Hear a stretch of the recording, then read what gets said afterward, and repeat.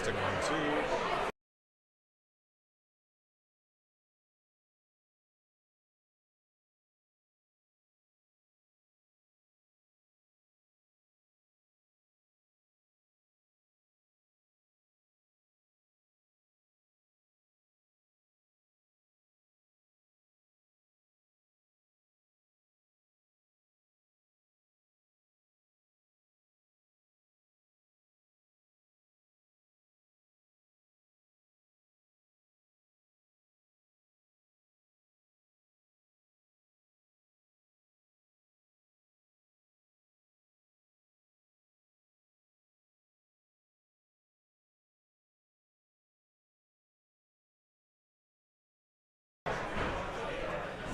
Test 1, 2, test 1, 2.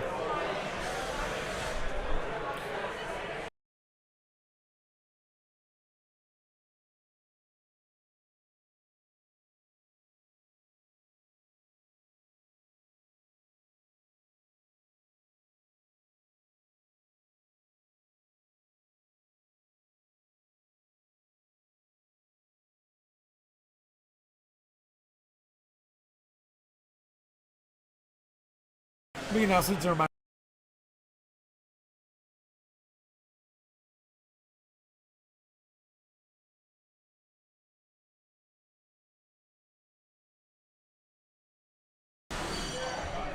Audio test 1, 2, 3, 1, 2, 3. Mic check 1, 2, 3.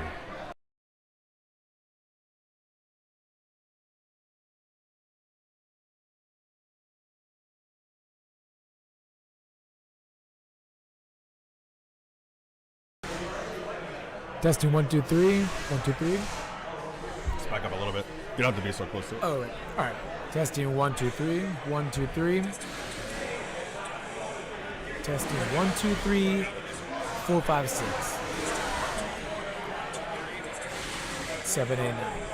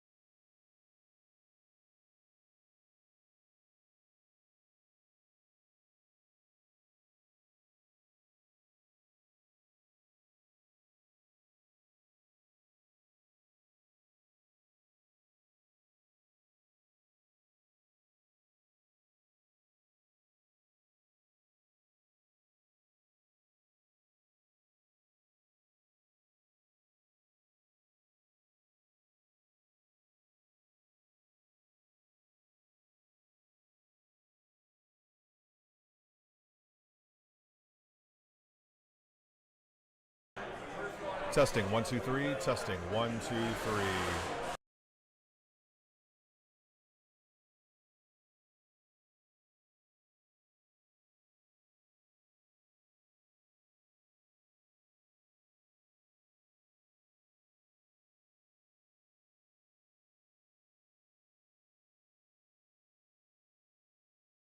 It was awkward and annoying. Testing mostly. 1 2 3. Testing 1 2 Just 3. asking.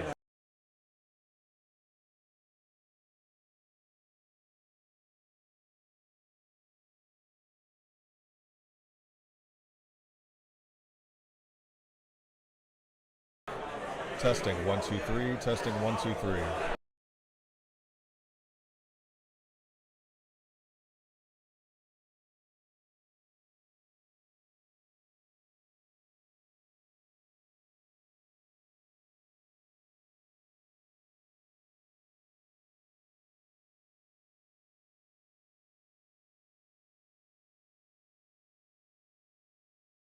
Yeah, it probably picks up a lot more than those. Yeah. Testing 1 2 3. Testing 1 2 3.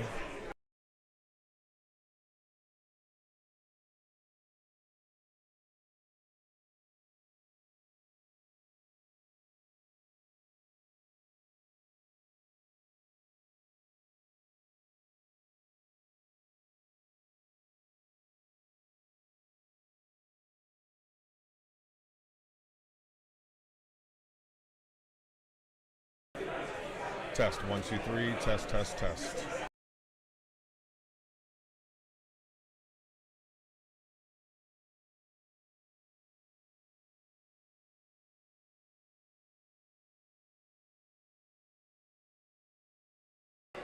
Test 1 2 3.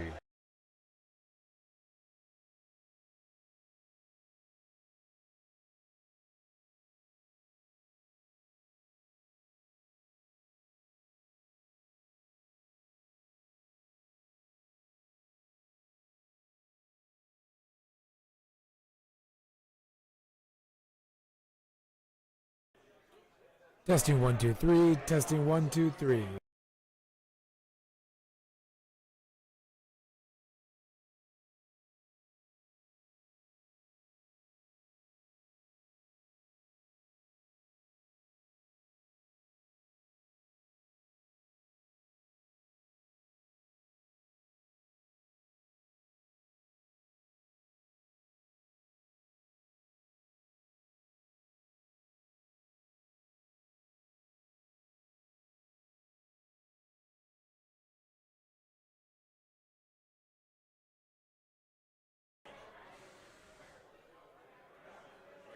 Starting soon.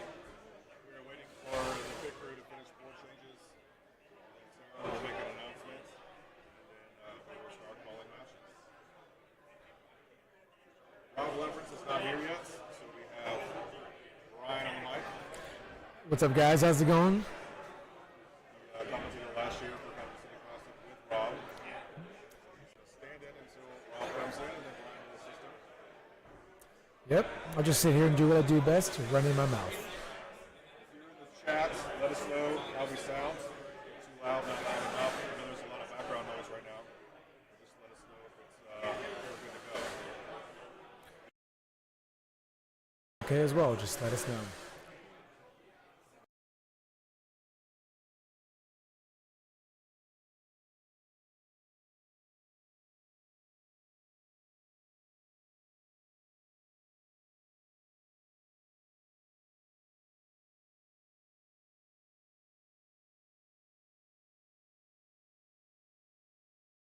Anthony Right, was so talking. My And mic was muted the whole time, apparently. I was just talking to someone that wasn't there. I was talking to myself. So we're getting started here shortly. We're waiting for the pit crew to finish board changes. And then Tara's going to make an announcement, and then we'll get rolling. Hit us up in the chat. Let us know how we sound, please. So we're not talking to for nothing. We got Brian in the booth this year again, waiting for Rob's grand entrance. Not sure when he'll be here, but he will be. Fashionably late. Stand by.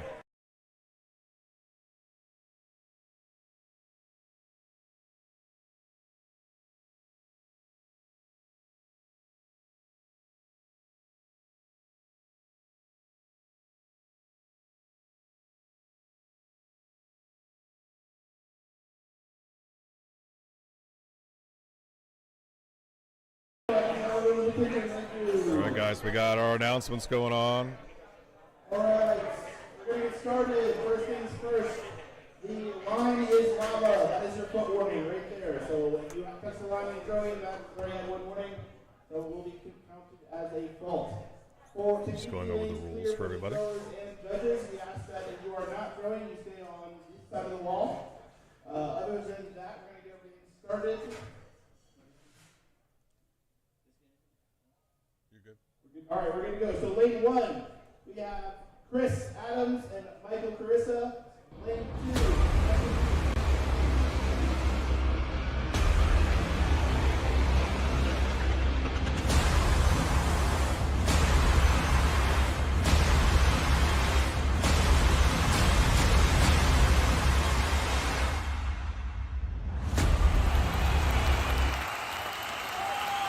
Again, we're here at the second annual Capital City Classic at Axis Arena, Sterling, Virginia.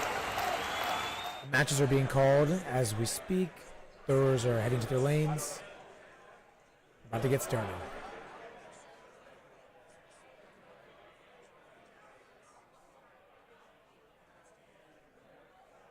All right, Anthony, it looks like we're sounding okay to people who are tuning in.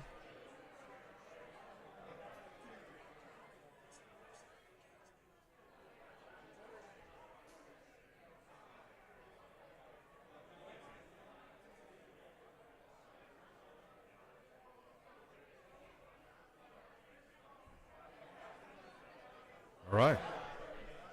Currently looking at lane 2. We got Scott Miller versus Justin Reese. And over on lane 3, we got Joseph Miller and Brett Williamson. Let's keep it on this one.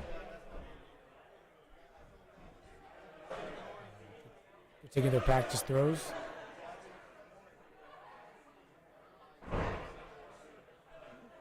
That's why we have practice throws. Get those drops out now.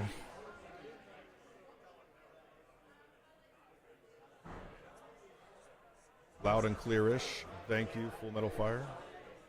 It's very loud in here. The acoustics are very bad. That's for sure.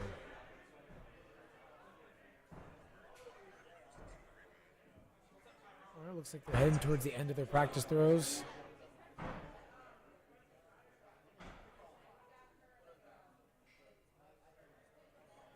Oh, here we go. Looks like we're live.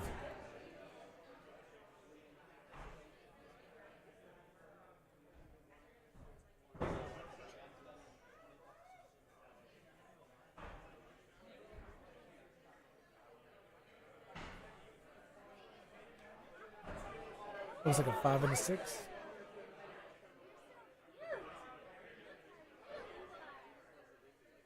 Yep. 5 for Joe, 6 for Brett. Joe's actually a local thrower here. The league member at Axis and O's. As you can see, he's repping our attire. How many lanes will we have live today? We have 2 lanes live this year. We got new cameras up in lanes 2 and 3. Last year we had 4. The cameras in lanes 1 and 4 are currently not working correctly, so we've dropped down to 2 lanes with the good cameras. So hopefully that'll be good for you guys.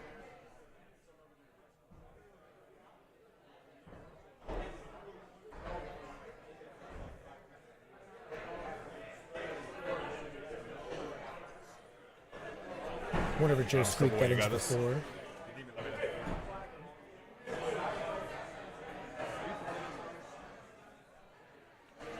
Going to the third 4. Brett has a 4-point lead.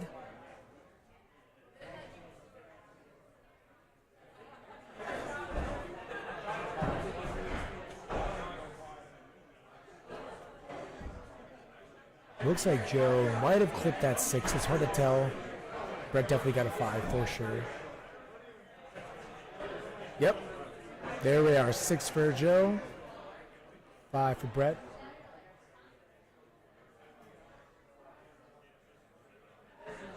We're on throw number 5, last throw of the first game, the first match.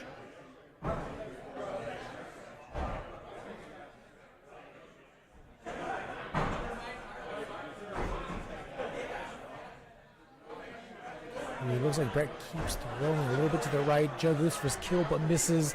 Looks like Brett's going to take that first game. Moving into game number 2.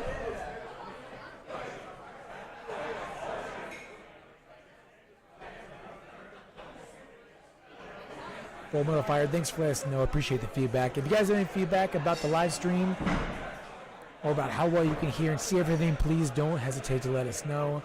We definitely want to make this as enjoyable and easy to watch for all you guys.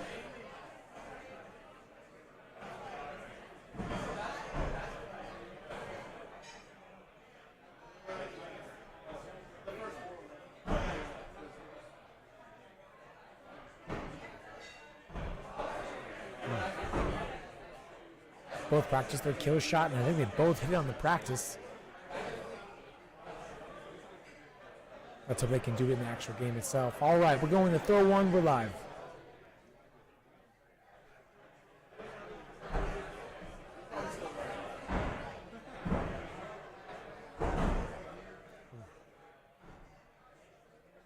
Joe drops his axe a little bit low. Looks like Brett might just squeezed it and broke it to the 5. Yep.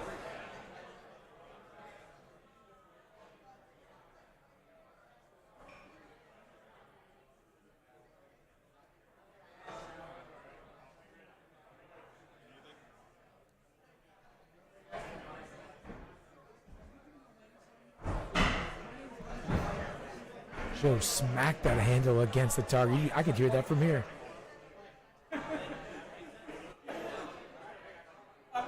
From here, it looked like it might have been a 5, but it's just a 4 for him. Anthony walked through the background. He left me to my own devices. Not the best idea. It's kind of leaving a toddler by himself for hours on end. But hey, you know what? I'll take it. I'm an opportunist. Just to the left of that bullseye. Dead center bullseye for Brett, though. All right, we're hopping into throw number 4. Brett's got a 4-point lead, or 5-point lead. Sorry, counting's real tough.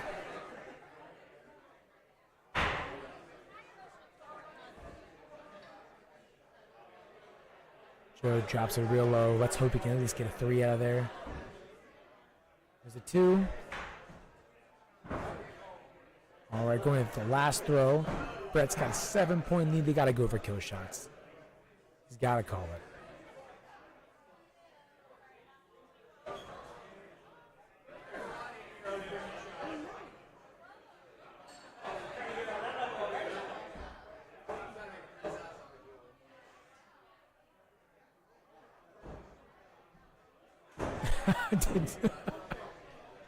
Joe went for that low kill. Unfortunately, this is not melee, but that was pretty solid. He knew that he already lost the game, so he just went for that low kill. It was a pretty good throw, though. Real solid. Oh, it looks like Brett takes the first match, moving forward. Joe's going to go on to B bracket, but that's what it's for.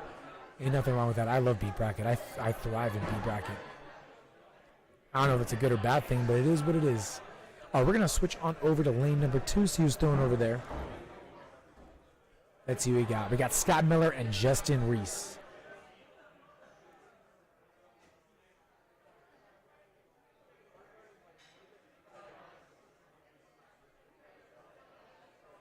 Got a pair of 5s to start it off. All right.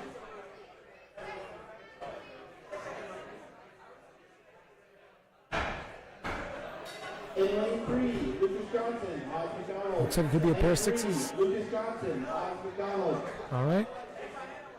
I like how they're matching. It's so cute. Still tied, 11-11.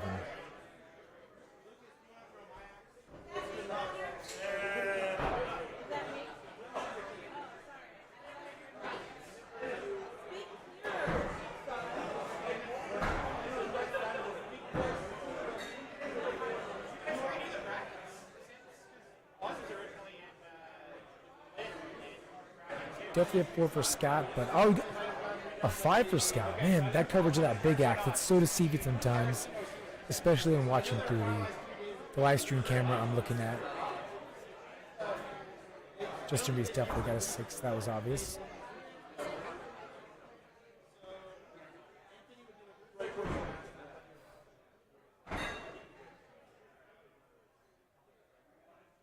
Got Miller throwing a 4. Another 6 for Justin Reese.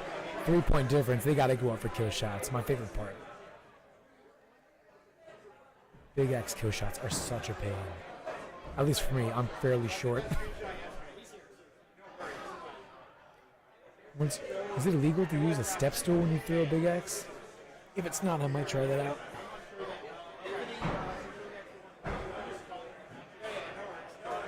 Wow, Justin Reese staying down, getting the 6. Scott just missing it right above.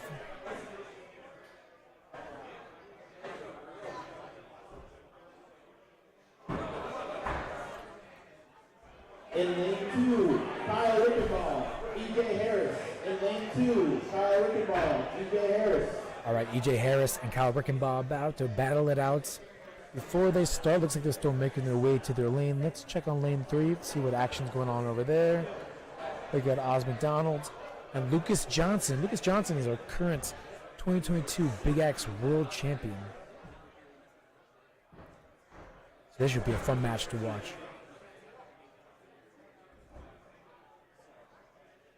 Now Lucas is not just the 2022 Big Axe World Championship, he's also the dual championship with his duels partner Hayden Brown. Everyone knows them, Brown Johnson. Lucas looking pretty comfy in that sweatshirt.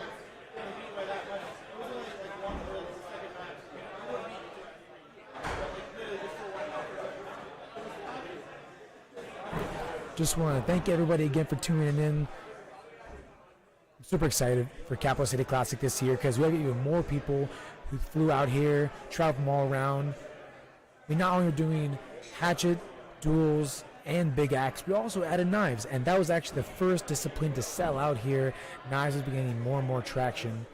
We've seen that in our own venue here, and just in general, you can tell how fast the sign-up sheet filled up for Capital City Classic. That's actually what we're going to be doing today, not just Big Axe, but we'll also be doing knives today, so that'll be a lot of fun to watch. A lot of great competition, including Mike Com, the current world champion for knives. That'll be a lot of fun. Get back to the game. It's only 2-point difference between Lucas and Oz. In lane 4, Rander, Marquez, and Chet Hernandez. In lane 4, Rander, Marquez, and Chet Hernandez. 4 minute fire. Unfortunately, I don't think there is a way to stream both lanes at once. I can double check with Anthony. I'll snag him when I get a chance. But I don't think we can. But you know what? Better be safe than sorry. I'll ask him when he comes back around, okay? Yeah, he's the tech wizard of this. I just sit here and talk.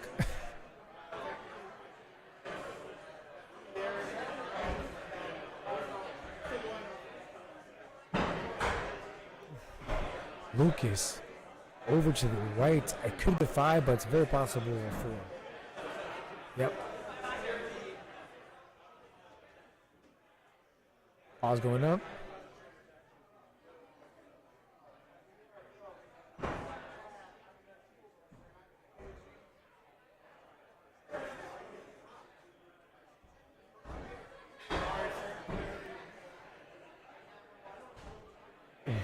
Us. Throwing real high. I think he was aiming for the micro dot. I'm pretty sure that's what he was doing. All right, Lucas takes that first lane. They switch sides. Going into game number 2 of the first match. Lucas Johnson and Oz McDonald.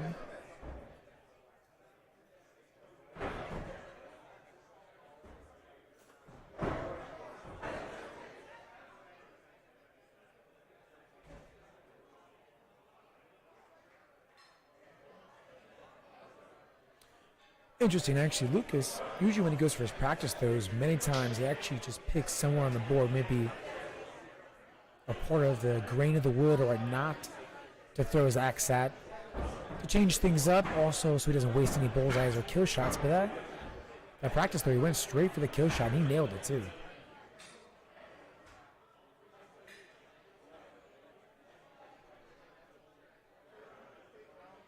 Ooh, a 5 for Lucas just to the right of that bullseye. And a 3 for Oz. It's so tough in Big Axe. You only get 5 throws. There's really no wiggle room, no room for error. So throwing a 4, especially a 3, like that can really make or break a game instantly. And you only get one chance at the kill shot on throw 5. Looks like a perfect bullseye for Lucas. Shocker.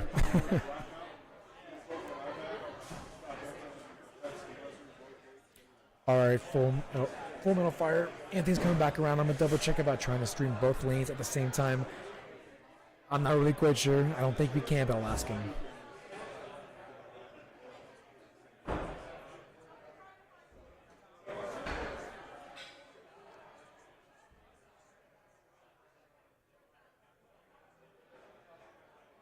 Man, the sheer force of these axes hitting that target, shaking the camera, you can see.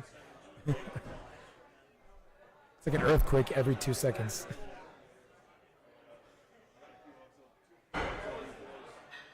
Nice, a good throw from Oz. I might clip that bullseye.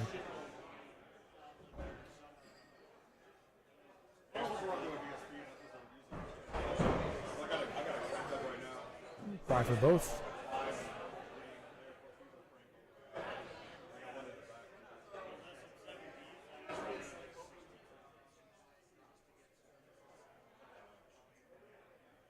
I was on throw number 5.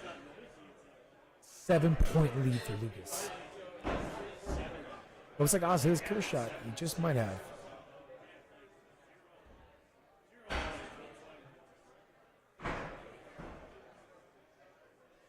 Regardless, it's not going to be enough. Lucas takes game 2, moving along. Oz is going to be bumped down to B bracket. Still in, but not out. All right. Let's switch on over to lane 2. Let's see what's happening over there. We got Kyle Rickenbaugh and EJ Harris still playing. It just finished that game with 31 for Kyle. Mike DeLuca Good and Lord. Connor Gabriel to lane 3. Mike DeLuca and Connor Gabriel to lane 3.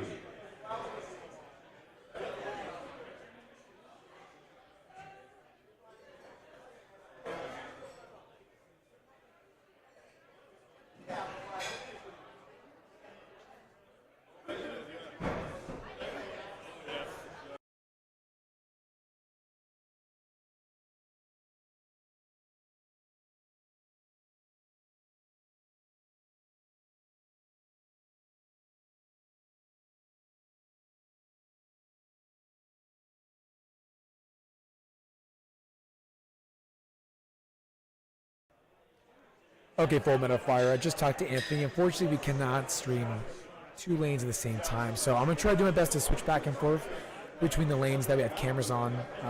So we'll try to be as good as that, get as much coverage as possible. But yeah, we're going to have to stick with this for now. Sorry about that, my man. All right, I'm going to go over to lane 3 real quick because I want to see who's throwing. DeLuca. And we also have Connor, Gregory, and Gabriel. Connor's actually the GM of Axes and O's. Throwing in Big Axe.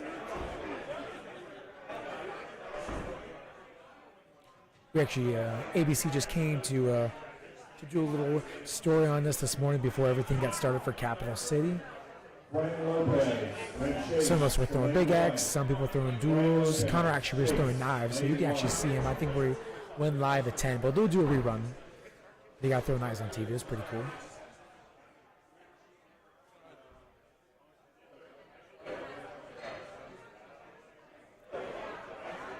All right, looks like we're live. Going to throw 1.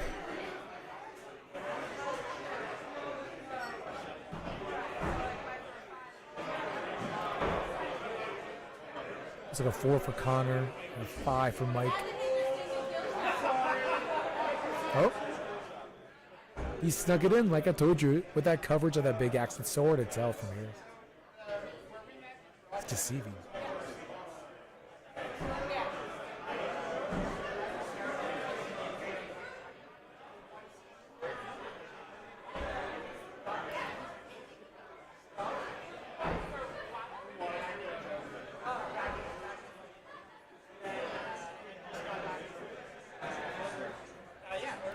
full modifier, yeah, it would be cool.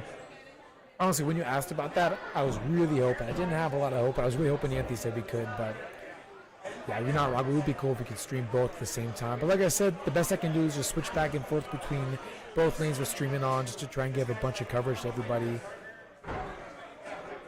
But yeah, it's kind of the best I can do right now, so sorry about that. Looks like kind of over-rotated right into the 5. Going to throw 4. 3-point lead, counters up. Good bullseye from Connor. Looks like a bullseye from Mike. They're matching. All right. Mirror images.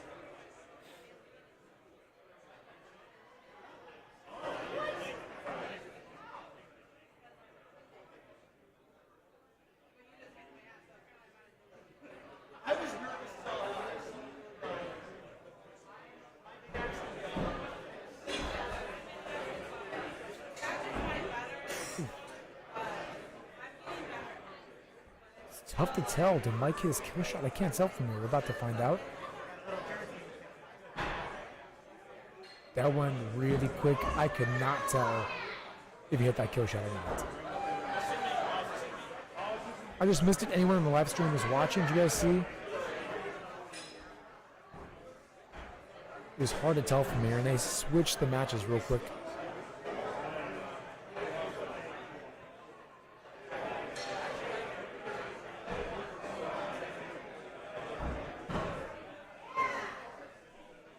I'm going to flip on over to lane 2. Let's see what's happening over there. We got Joshua and Mike over here, another Mike.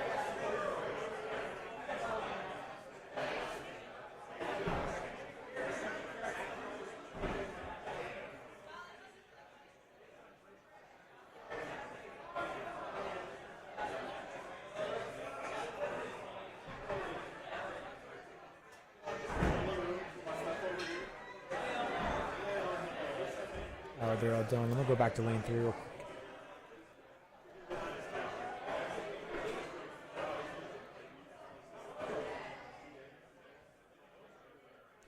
Thank you, Tony. Appreciate it.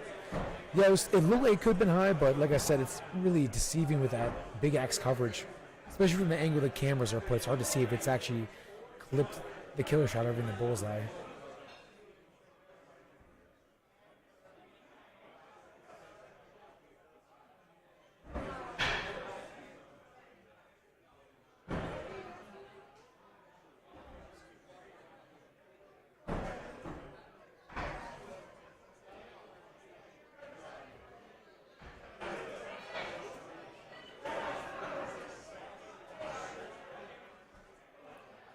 We got Pedro over there, one of our coaches here at Axes and O's, wearing his kilt, like always. Like he says, axe throwing and kilts go hand in hand. He's not wrong.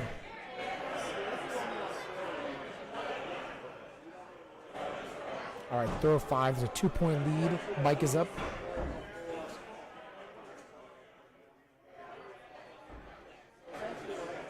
Looks like Connor just missed his kill shot to the left. Looks like a low 4 from Mike.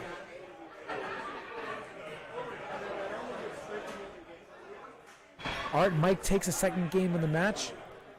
That's all right. That moves Mike forward. Connor's going to go to B bracket, but like I said, oh, sorry. No, I'm done. My bad. I forgot. Connor won the first game. Mike won the second. Now we got to go into rubber match. See, this is why this shouldn't leave me alone. This is what happens. I forget what happened 3 minutes before. All right, match 3.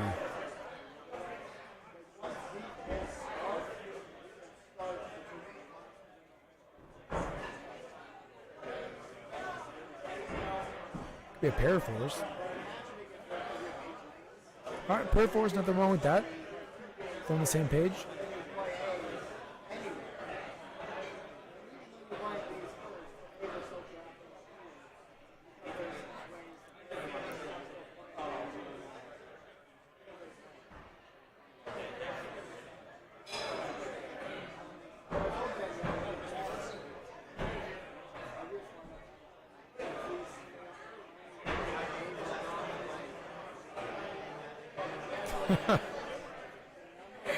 They're matching again. Connor a bit high.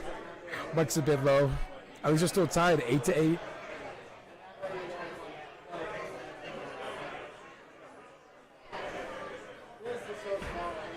There it is. There it is. That looks like. Pretty sure Connor just dug the bottom of his axe into that bullseye. See the beard buried in there. Yep, it did. Mike gained a 5, giving Connor a 1 point lead going to throw 4.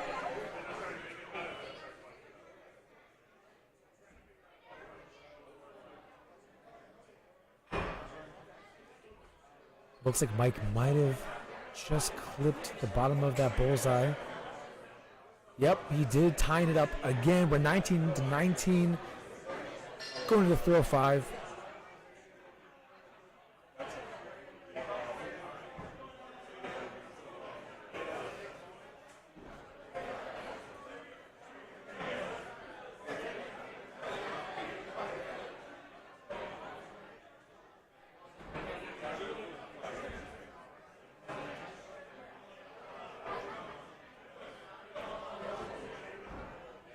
Oh, I can't tell. They might both missed. If they did, we got to go into sudden death. Which who doesn't like sudden death? Who sucks less? Oh, hell yes. There we go. They both missed. We're going to sudden death. Who sucks less? I don't think we have any problem with that. Oh, solid shot from Connor. I think he might have clipped the kill shots. Either way, I believe his axe is just a bit closer to that kill shot. Yep, hit for Connor.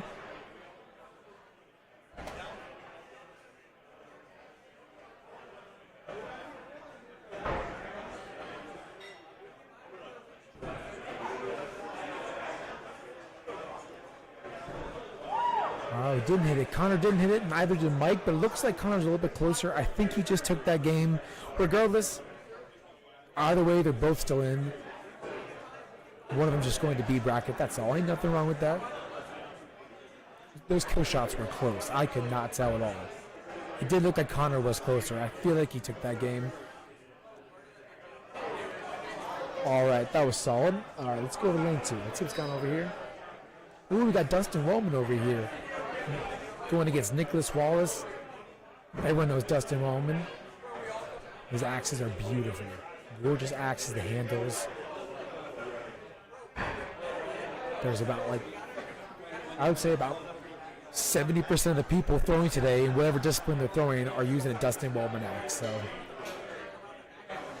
I feel like he's become a household name in the axe throwing world.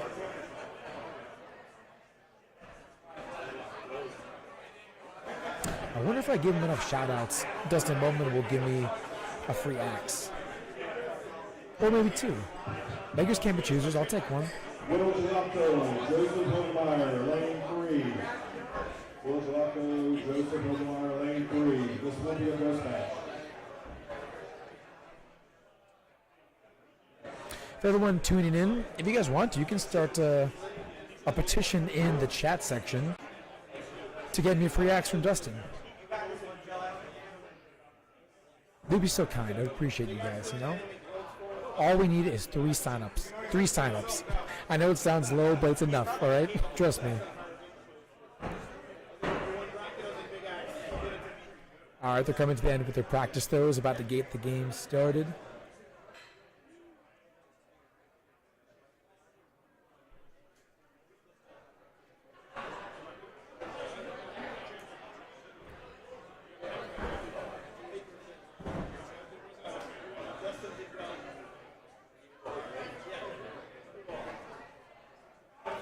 Oh, look who's back. It's Anthony.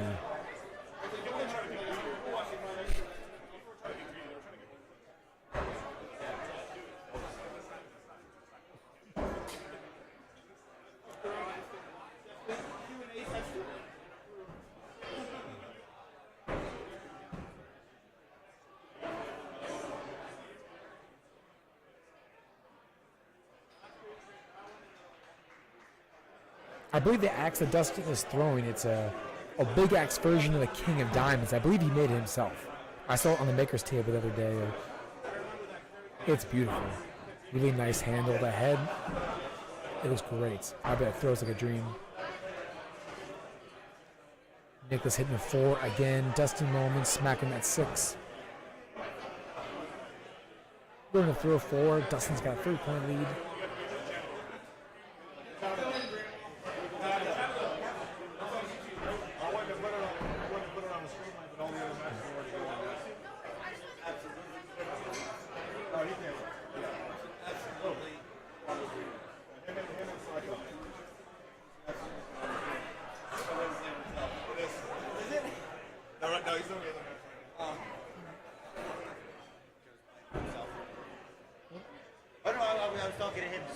Sebastian Arnold, Hayden Brown, lane 1.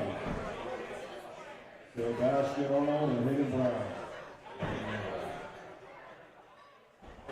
Looks like Nicholas. Dead center kill shots. Pretty sure Dustin clipped it. Oh, I thought he clipped the 6, just a 5. Again, you know what time it is.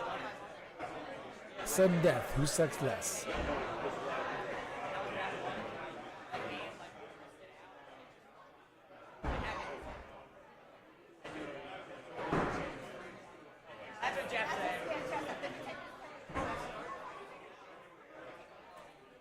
Dustin's definitely going to take that one.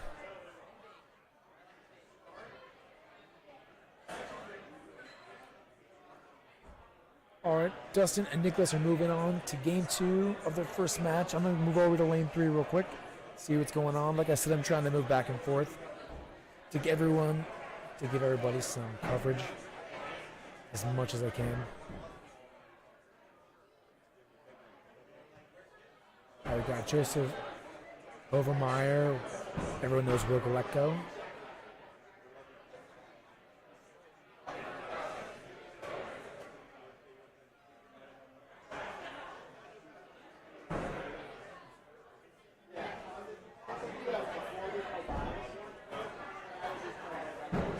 Hey, what's up, Michelle? Thanks for tuning in.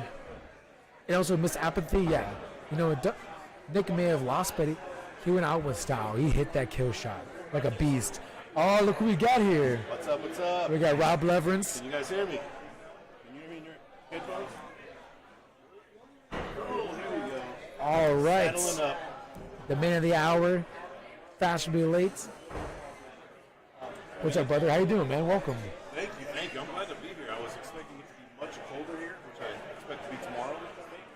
You would think it would. This has been the warmest winter I've seen ever. Like, I've lived here all my life, and it's crazy warm. Yeah. You said it's going to be 27 in the morning. Yeah, basically. Yeah. Yeah, I just jinxed it. It's going to be covered in snow tomorrow. So how's, are you throwing? I'm going to try to throw. The only thing I can't throw, because I'm working, is going to be hatchet. Unfortunately, I broke my elbow 2 days ago. So if I throw hatchet tomorrow, I'm going to be throwing non-dominant. Wow. So what I'm saying is I'm going to get knocked out immediately. With that attitude. Yeah. No, I don't care. Honestly, I'm going to throw. It's actually less stress for me because I'm not really expecting much. But I'll try, though. I hear that. So tell me where we're at in the bracket right Let me see where. Give me 1 second. Big Axe bracket 1. Started at noon. Did we start at noon? We started about like 12 or 5, 12, 10-ish, I believe. Good. It's unlucky to start on time. I know, exactly. You got to start on time but late. You can't do that. So just a slight delay in the tournament started at noon. This is bracket 1 of 2 brackets of Big Axe. Bracket 2 will be starting a little bit later, 1:30. I'd say about that, yeah. 1:30 sounds about right to get to bed. Yeah, I'd say about around 1:30. It all depends on the flow of bracket 1. Yeah. And right now it looks like it's going pretty good. If you guys are wondering where to find the bracket, you can go to axethrowing.org and then search venues, Axes and Homes, which is in Sterling, Virginia. And then once you're there, you go to tournaments. And then the links will be right below there. Oz McDonald, Chet Hernandez, lane 3. Oz McDonald and Chet Hernandez, lane Again, 3. Nicholas and Dustin are going for another sudden death. Let's see who takes it. There we go. Nails it. I think they both got it that time. It's so tough to tell.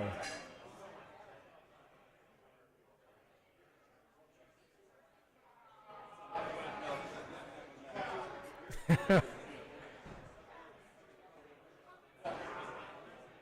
didn't see what they called it. What they called it? I couldn't tell either. It's kind of hard to tell. I think Dustin took it. That looks like the conceding hug. It is, yeah. That's what it looked like to me. So Dustin takes that. Let's see who we got up next. By the way, Rob, so we only have two lanes that we're streaming. We're streaming in lane 2 as well as lane 3. The other cameras in the lanes aren't quite working right now, so I told everybody that we're just going to switch it back and forth. What lane are we on right now? We're on lane 2 right now. Lane 3, so it's going on. All right. All right, so I believe this is Chet Hernandez's first match. This is Oz's second match, I believe. So Oz is actually in B bracket, I believe. Smooth, silky, one arm. I'm still a two-hander. It's one-handed big axe is so awkward. I mean, that's how I throw, but it's hard to be consistent with it.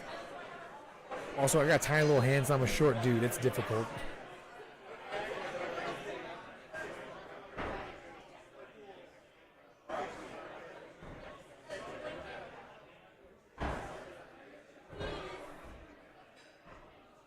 I was throwing a bit high. Looks like flip to 4. When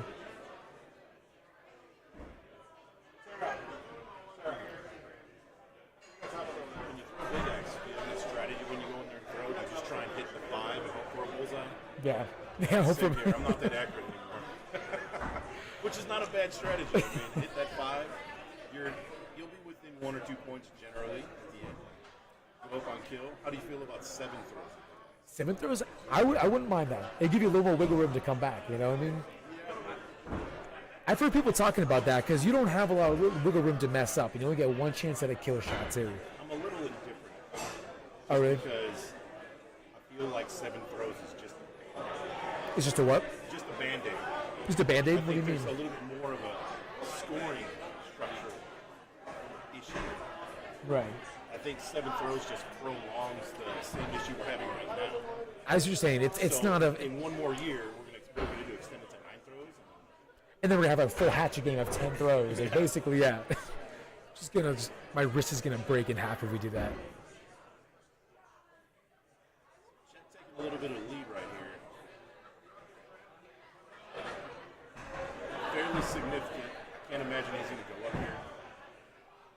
We're going to find out. It's one of those battle of pride things, which you got to kind of set aside in these tournament settings because it's a live or die. It can definitely get in the way. It can persuade you to do things that would not be good. For me, it definitely has in the past.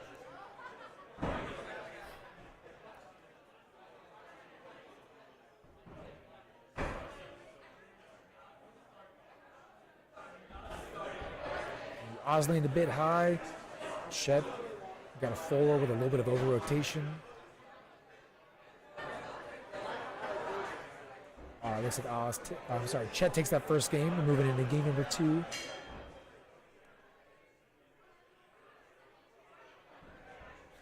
Yeah, I like big axe a lot. I just recently started getting a little better at it. Well, not with a broken elbow, but before that. But whenever I do well, I don't really know how it happens. It just happens. And I'm like, thank God. But it's never consistent. So I love this, that Chet took a warm-up there. Oz did not. Opted out of his warm-up. No, some people don't. They just want to go into it. They don't want to waste a throw, too. So I don't like taking practice notes either. Which probably explains a lot. I mean, I do like practice throws, but that's just me too. But again, yeah, sometimes if I hit my kill shot or bullseye in the practice throw and I miss it in a real game, then I really regret it. Chet just missing that bullseye here. Ends up with a 5. 1 point lead on front number 2. EJ Harris, Joshua Bedell, N1. EJ, Joshua, N1. This mic is live.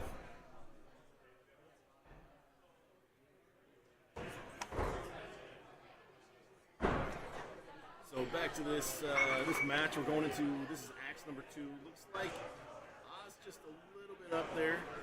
Ended up with a 4. Chet also with a 4. So it stays that 1 point spread going to throw number 3. Second opinion being called on that Chet is calling right now. So our head judge Tabitha is going to get in there and take a closer look. From our angle, from our camera angle, it looks like the correct call was made, but Chet saw something different, so it's within his right as a thrower to call for a second opinion, and Tamitha calls it a quick call. Remains 4. 1 point spread going into throw number 3.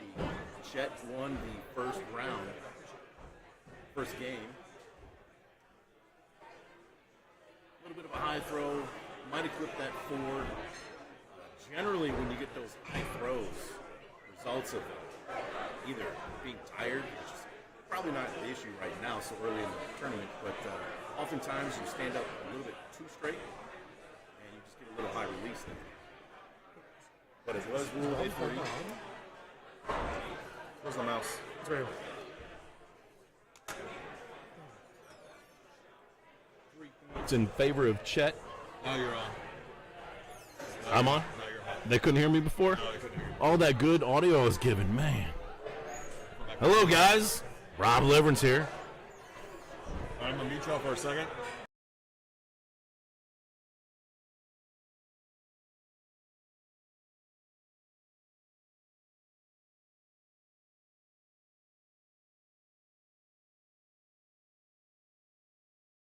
He was on for a second when we first started. Now you're live. Yeah. Back to being live. Our technical support, Anthony. Anthony. The MVP of tournaments and setup and camera setups. He's the one we have to thank for our technical support. Just notified me that my mic was on mute. Now I'm back again. I think they could hear a little bit of you because when they first came in, it didn't say mute on your thing. So on That the explains why my headphones were so quiet as well. Not much of a technical guy here. Neither am I. Like I was telling them earlier, I'm just good at running my mouth. They just put me in front of a microphone, I just start talking. So big shot here by Oz. He needs to hit this kill shot in order to stay alive, and he does. So now it's important that Chet at least hits a 5. Oh, I can't. And he dips down and throws a 4. A hit from Oz. Wow. Oz coming back to take that Oz game. forces a game through with that huge kill shot. He's not messing around. No. He's fighting. So this is the elimination game. Best 2 out of 3 in this double elimination tournament. The loser of this will be pushed down to the B bracket. The winner continues on in the A bracket. Again, Oz is choosing not to do a warm-up throw. And when your last throw is a kill shot attempt, you maybe would want to try and pepper that bullseye, but part of his game. It worked for him last time. He hit the kill shot, so. Keep it consistent, yeah. If it works, it works. Everyone's different.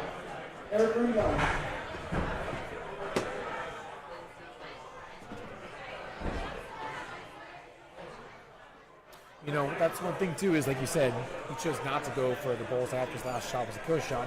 He threw a little bit high on that first throw, too. I imagine he's a little amped right now after hitting that kill shot. Yeah, he probably is. Adrenaline, blood flowing pretty good. That's the thing about this game, too, is even when you get a win and to keep playing, you got to find a way to tamper down all that energy so it doesn't mess you up. You know, confidence can be an issue. Oh, no.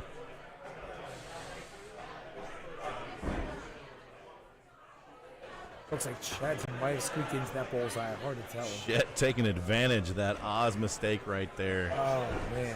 Went up and threw a 3 on accident, rather than on purpose. Well, yeah, exactly. Yeah. That's a baller move. You throw a 3 on purpose. Yeah. Like, what's up? I'm going to spot you 2 points. Let's go. I'm going to do that. If I play Rander, I'm going to do that to Rander. I feel pretty good about that kill shot. You can have a couple points back. Here you go. You know, anybody can hit a bullseye and a kill shot. Yeah. Go for the 3s and 1s. That's where it's at. Another point gained here. Now, this is, in Big Axe, it's slightly different than Hatchet. Some people go up on 8 and Hatchet for the kill shot. This is one of those situations where Oz, if he's ready to go for a kill, he's got to make a kill anyways. And it wouldn't have been a bad move to go up. And Chet buries a bullseye. It would have been a momentum change if he hits it, but he's also conceding if he misses. Yeah.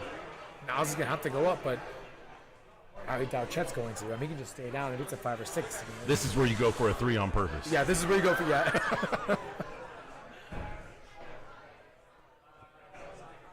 That'd be such a flex. Oh. Valiant effort by Oz, who nailed that kill shot in game number 2. He's going to be pushed down to the B bracket as Chet Hernandez will be advancing and finishing with a bullseye. Strong finish with 2 bullseyes from Chet. I thought Oz was already B bracket just now. So Oz already played a match. I thought he lost. I thought he was already B bracket. Oh, what a special treat here. Hayden Brown and Uncle Willie. Youngblood versus an OG. Hayden was kind of thought of the shadow of Lucas Johnson in the duels, the back-to-back-to-back champions of duels. Yeah. And Hayden in the last few tournaments, now that he's able to do more tournaments because he was a student and he wasn't able to travel as much, he's very much proven that he's an incredible thrower and has a perpetual backache because he carries Lucas on the duels team a lot. Where I'm getting at is Hayden is a force to reckon with. Lucas is a big guy, so to carry him, his spine must be really hurting. But I saw him at Worlds too, he was throwing fantastic. That's the thing, it's tough. You don't get to go out to many marathon leagues or tournaments and stuff like that. It's really hard to like move yourself forward. But he's a great thrower by himself for sure. Now, marathon leagues. Do you throw marathon leagues? Anytime I can. Oh. I love marathon leagues. Some people hate them. Do you hate them? I've never thrown one, and every time I hear the word marathon league, I just like cringe, like I twitch. I have no interest in throwing that many throws in one day. They're so fun. They're so fun. Zero interest. You know, you should do a Big X marathon. Not to mention, I just can't commit like 8 hours of my day to throwing axes like that. I wish I could. Yeah, I feel you. But if you got stuff to do in your life, it's hard. But if I get to do a marathon league, I'll do it anytime I get, because it's never enough. Even when I'm done with a marathon league, I can still throw more. Oh, Uncle Willie's ghost match. He is not here? Wait, what? No, he was just no way. I so thought I saw him earlier. Oh. I was about to say, Uncle Willie's not throwing like he usually does. Yeah, he's throwing really bad right now. Yeah, it's just not good. I see Michael Kump over there, and Uncle Willie they're kind of like rolling mates. I like how you said Michael Kump. So official. Champion Michael Kump. Who's champion of knives. So it's going to be a pretty cakewalk win for Hayden. We brag about the OG Uncle Willie, and he's not here. Hope everything's okay.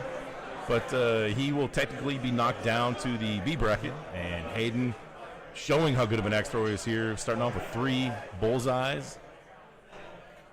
Yeah, imagine he's going to practice a kill, yeah. If you thought going for a 3 during a game was a flex, imagine not even show up to your game. Now that's a flex right there. Yeah. You know what? I'm going to spot you guys a whole game. I'm going to put me down in the B bracket. That's a flex right there. That would be a flex for sure. God, Hayden's throw is so smooth. It is.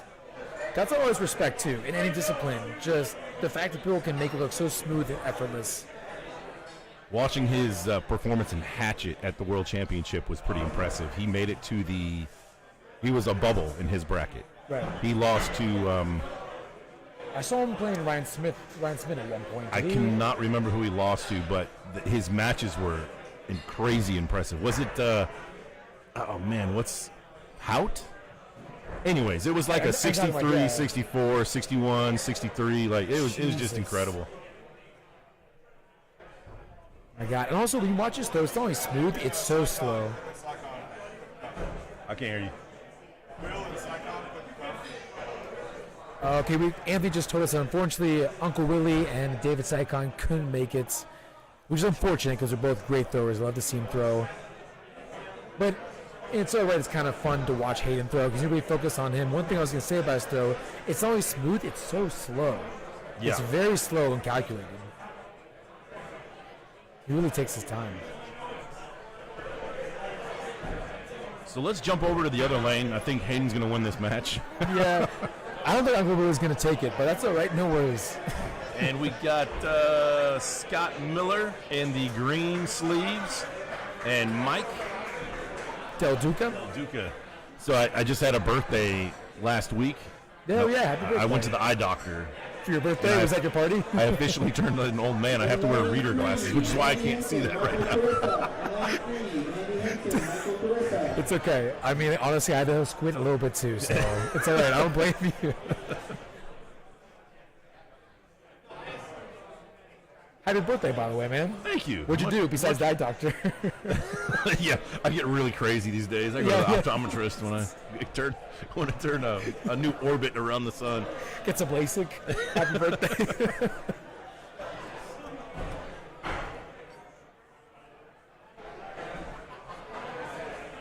Three-point game going to that last throw, the fourth throw, with a 5 and a 4, a 3.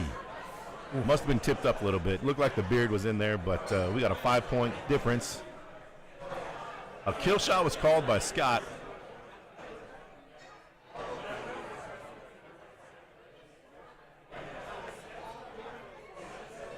Mike's on the right and throws a 4. The kill shot attempt by Scott. Ooh. Just a bit inside on that kill shot attempt.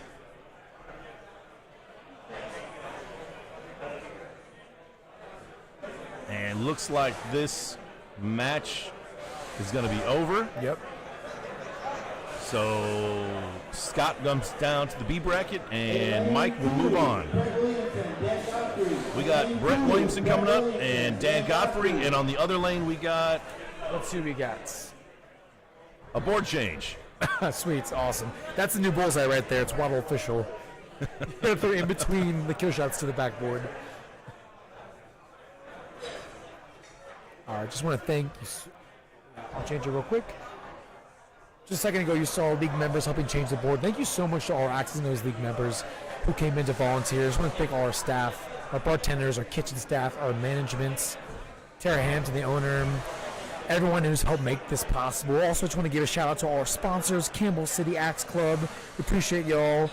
I got Gracie Barra, Brazilian Jiu-Jitsu, Saval Food Service, Loudon Sports Tourism, and Loudon Pride. Thank you to everyone who helped make this possible, our sponsors, our staff members. This would not have happened this weekend without you guys. Seriously, we really appreciate it.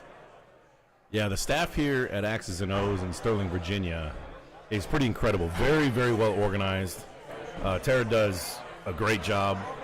She's very, just a great host. She makes you feel at home. For sure. Makes you feel special. Definite kudos to the bar.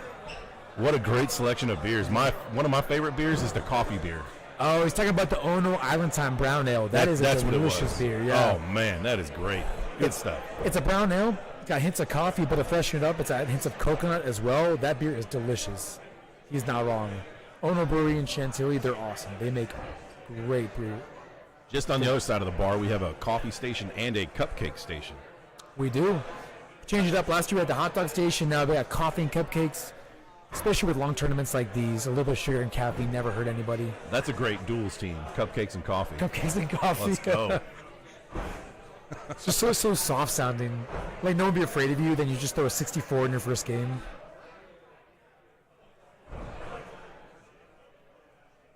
I'm curious to know what handle Brett has on his axe, his big axe there. It's gorgeous. But a 3-point lead right now by Dan. Brett is on the left side of the screen in all black shirt. Is it an, Dan is in the yellow sleeves. Is it an 81 axis handle? It looks like an 81 axe right? pattern. But I don't know for sure, so I don't want to give Goose credit on that one yet. Although his stuff is pretty identifiable. I mean, it's beautiful. He has different patterns he does, but when you look at it, you can usually tell. But yeah, we're not quite sure. Dan, do you know where Dan throws out of? That looks like far shot. I think those are the yellow sleeves. I'm not quite sure where he throws out of. Yeah, let me see. Again, don't feel old because I have to squint when I look too. Far shot. Far shot. I don't know which far shot, but it is a far shot. I thought those are distinct yellow sleeve jerseys. I don't think anyone else has those. Does anybody here know where Dan Godfrey throws out of? Which far shot?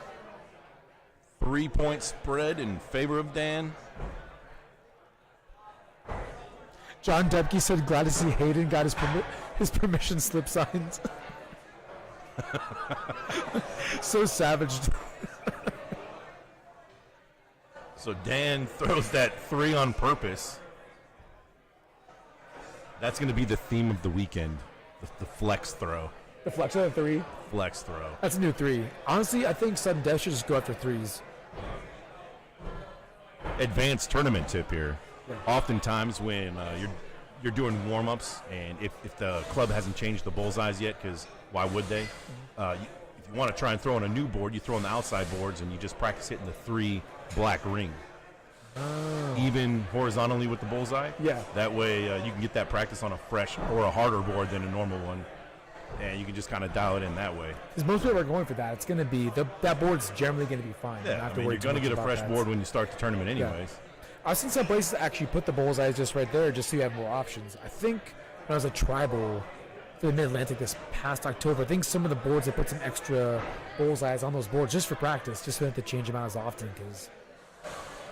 So Dan took game number 1 of this best 2 out of 3 versus Brett. Brett's calling a second opinion here.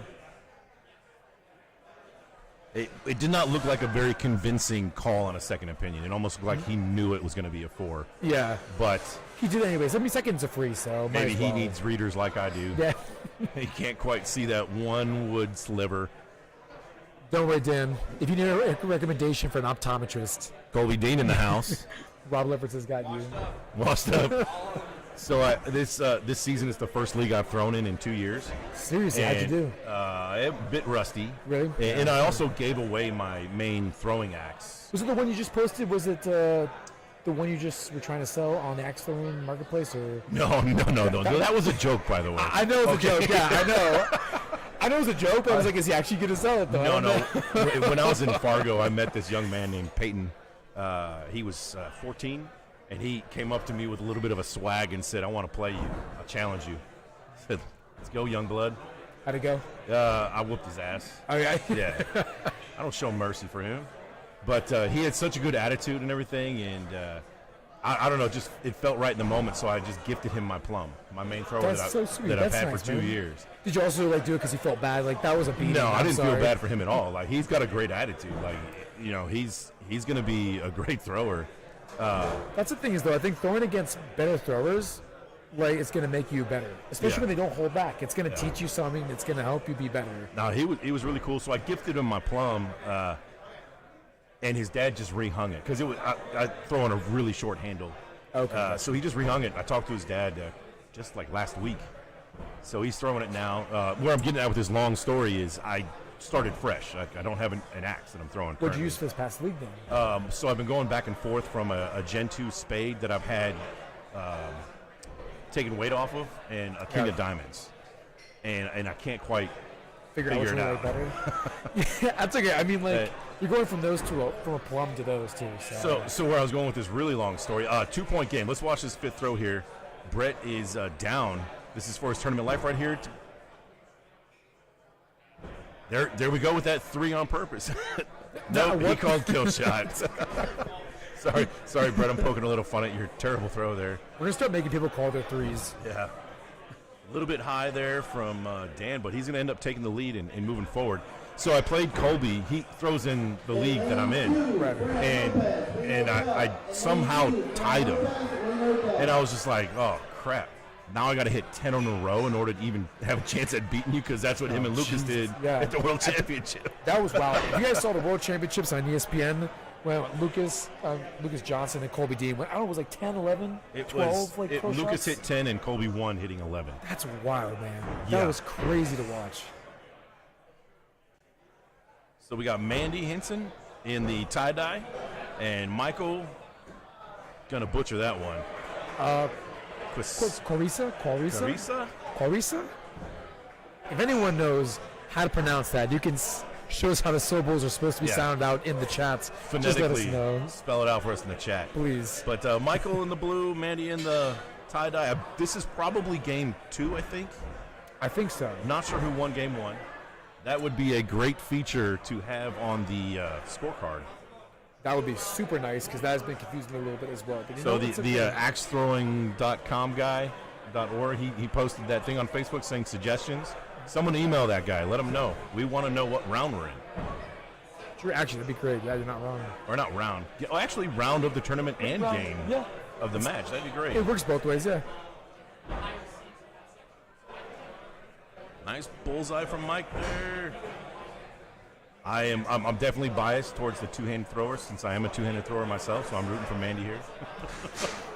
Two-handers for life. Nothing wrong with two-handed. I've seen so many two-handed throwers. Like Fran Lopez, she throws fantastic. Oh man, two-handed. Yeah. she's a sniper.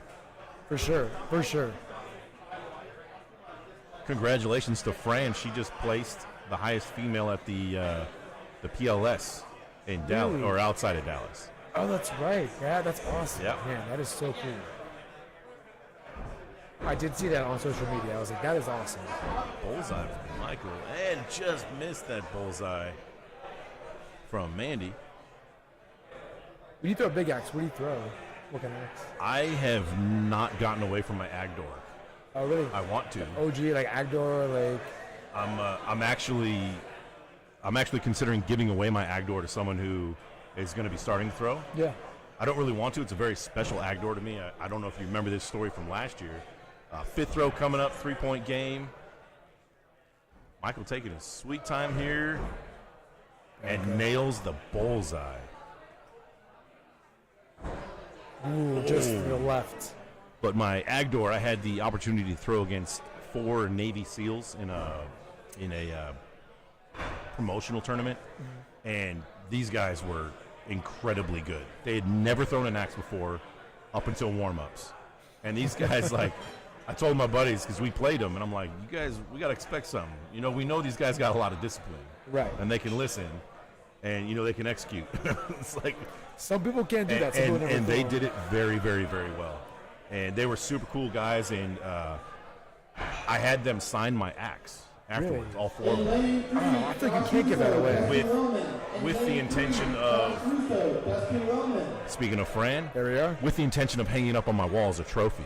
And I told one of the Navy SEALs that, and he's like, he grabs it, and he says, I'm not going to let you have this unless you throw it. I'm like, it's my axe, bro. He's like, you can take it if you want. There's no way I was taking it from him. This guy was huge. So I was like, you know what? You're right. I need to throw this. So he's like, yeah, full send. Every tournament, everything you go to. So I've been using that same Agdor with 4 Navy SEAL signatures on it since. That's so cool. And I think you cannot give that away, though. I throw it pretty well, Yeah. but it's time to move on from the Agdor for me. I mean, the thing is, it can still be a special thing you can keep for yourself. Like you always want to do, put up as a trophy. I don't know. Personally, for me, I get sentimental about stuff like that. I probably wouldn't be able to give it away. I'm not even going to sell it. I want to Yeah. give it away, just like I did with my axe with Peyton. Someone that I know that'll appreciate it. Yeah. Someone will get good use out of it too. So that's actually more. I had a good run with her. 3 or 4 years old. Oh yeah, it was a good run. And also giving it away to someone who will get good use out of it too. Probably make you feel better than just selling it to anybody. That's actually really cool, though. Nice bullseye. That was a 6 again. and Sebastian Arnold. In lane 1, Joseph Moeller. Ooh, looks like Fran missed the bullseye just to the left. This cuts down the lead to 1 now, going into the final throw. They I call it kill believe shots. this is game 1. It is tough to tell. You're right. So we're just making educated guesses based on what I don't know.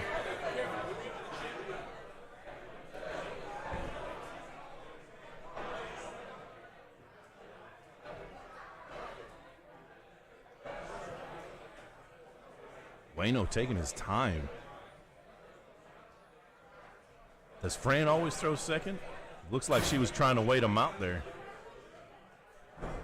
Fran really takes her time when she throws. Yep. Yeah, she takes her time. Sometimes she lets the other person throw first. When I throw with her, we actually we have a pretty good sync. Generally I throw first, but both people take our time. She generally lets the other person throw first. So Fran takes that game number 1. I did have one condition with my plum that I gave to Peyton. Yeah, what was that? That you're not allowed to sell it. Like, you keep this. I don't care if you don't want to use it anymore. Just keep it. I did tell him that you're probably going to have to rehandle it because it's Yeah. too short for him. How short? Like 15 inches? Or? Yeah, 15. Man. He was fairly tall Do you for a throw- 14-year-old. Do you throw hard or just... I don't know. Sometimes with shorter handles, they have a tendency to over-rotate, too. That's impressive, though. It was pretty light. and thin, but over the years I had it sharpened in profile so much because I threw it for 4 years that the blade coverage kind of slowly shrank. Oh yeah, over time, yeah. And the plums are awesome, but they're not always. You can get two same plums, but each one might be slightly different, like lengths in the blade. It really depends. Not one plum is generally the same. So Fran took that game number 1. This is throw number 1 of game 2.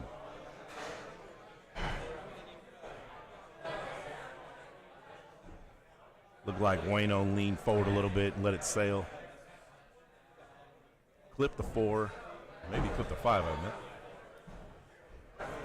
It's so unfortunate. I think Fran, she missed the 3. 5, 4. Go for that 3 flex. She barely missed that bullseye. If you want to try a new big axe, I recommend the Colossus out of the box. That's a really good big axe. I've been using that. What does Fran throw? She throws Mark Tishko's old big axe, but I think the head is Mark Tishko's old big axe that she either bought or he gave to her, and then I think David Klein from DMV Axes put a new handle on it. It's a pretty long handle, but yeah, it's Mark Tishko's old one. Oh no, I'm sorry, not Mark Tishko, Mark Mirasol. Oh, Mark Mirasol. Mark Mirasol's old big axe. Yep. Okay. Not Mark Tishko. Sorry, I misspoke. Yeah, she's only been throwing it for, I think she just got it maybe half a year ago. It's not been a crazy long time, or maybe she throws really well with it though. Fran has one of my favorite matches I've ever witnessed. It was Fran versus Sean Nisar, Nisar. It was at the 2020 World Championships in Atlanta. Holy smokes. It was towards the end. We're getting ready to figure out who goes on the TV. So there wasn't much going on. So a lot of people were watching this match. And the match was just super exciting. Big shots were being hit, and then all of a sudden more people were watching. Then you look around, and the whole Bad Axe was stopped. And everybody was watching Fran throw. Just watching Oh, that. man, it was That's such an crazy. exciting match. The energy of that match was definitely high. I love matches like that too. Everyone just crowds in. Like everyone's just super locked in and focused on the match. We've had moments like that in our leagues here at Axes and O's, and it's just sometimes you just get like goosebumps when it's, you can see how focused the throwers are. Oh, no. He clipped the 4. He did. So not too much damage here unless Fran hits a bullseye. You even got to finish that sentence before she hit that bullseye. Yeah. Oh, man. So Fran takes the lead. Lead change going into the last throw. Is that going up? All right. Kill shots called. This is for Wayno's A bracket life. See if Fran waits him out again. I always think it's awkward when you guys throw on the inside kill shots together. Yeah. It's like you're invading my space. It does feel weird. I feel bad when I do that. Some people stand further out for the kill shot as well, too, so you can get really close. Let's see if this reset was good. Hopefully he's not iced. Oh, did he clip it? It looks like the axe is twisted a little bit to the left. It looks like he clipped it at the beard. Miss. Signaled by the judge. Fran ends up advancing. Fran the Franimo Lopez. Wayno down to the B. Let's move it over. We're going to go check out lane 3 real quick, see what's happening over there. Got Joshua Russo and Dustin Wellman. Two mildly decent big axe throwers. Yeah, for sure. It's only a 2-point lead. Joshua's up.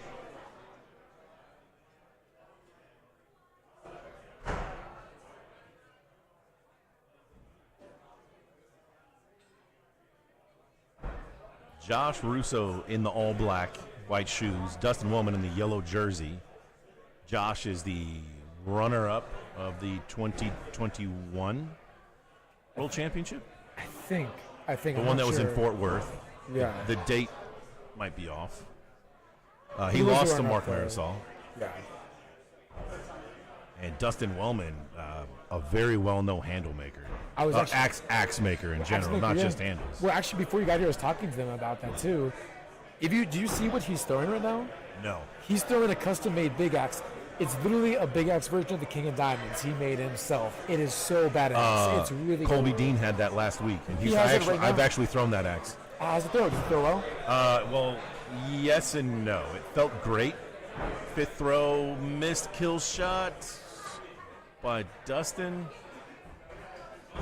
And a miss by Russo. I tried to throw it one-handed because I want to throw one-handed. Right. It just doesn't work for me. But the weight and the balance and everything feels great. It is, yeah. I don't know if I held it, but I saw Colby Dean has his here. That's what he's throwing with too. It looks badass too. Yeah. I think the only problem with me is more of a me problem than the axe is that I like the weight of my Colossus, and I think the extra weight with the fin in the back would have too much weight.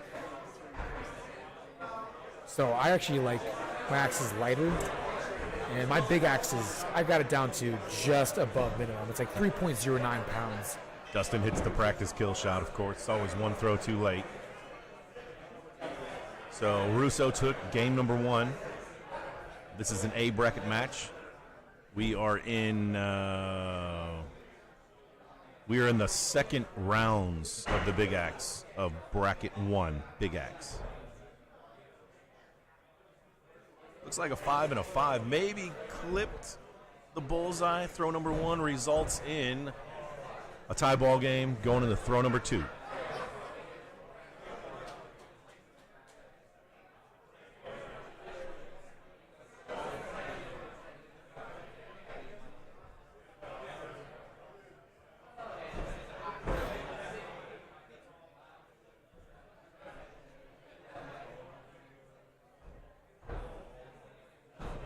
Definitely nailed that kill shot. I'm sorry, not the kill shot. I definitely nailed that bullseye.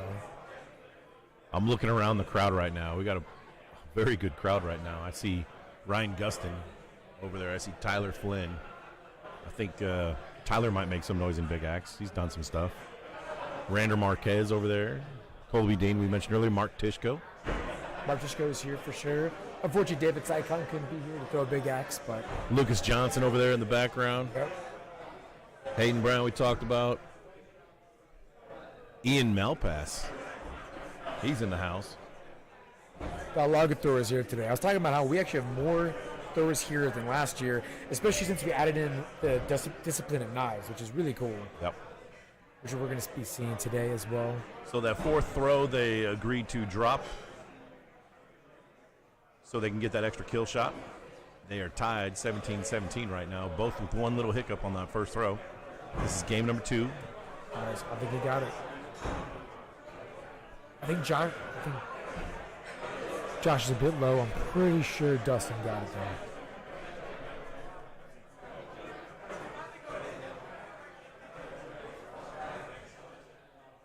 though. Yep. Dustin takes that game. Taking a close look at it, Dustin didn't pull his axe. And Russo calls for a second opinion. Yeah. It looks good from our vantage point. Are you allowed to call a second opinion on the opponent your opponent's axe? I think you'd only call a second on your own axe. I mean, if I like the theory of, and also to help speed things up, you should call your opponent's axe. And if you disagree with their call, then you call for a second opinion. And then the judge comes in, and that's the second opinion. Right. It eliminates a step. And there are times where, before I pull my axe, if it's ever close, I always look at my opponent and say, do you confirm? Ooh, look, she took it away. Oh, wow. Tabitha, our head judge, she took a closer look, and she deemed it a 0. So I think that's what Dustin did there. He took a closer look and said, hey, Russo, come take a look. Yeah. And it looks like he threw it in the exact same spot, but a hit. The same slit he made before. It really looks like it. Russo's game's a little bit off right now. Dustin ends up taking that. Russo bumped down to the B bracket.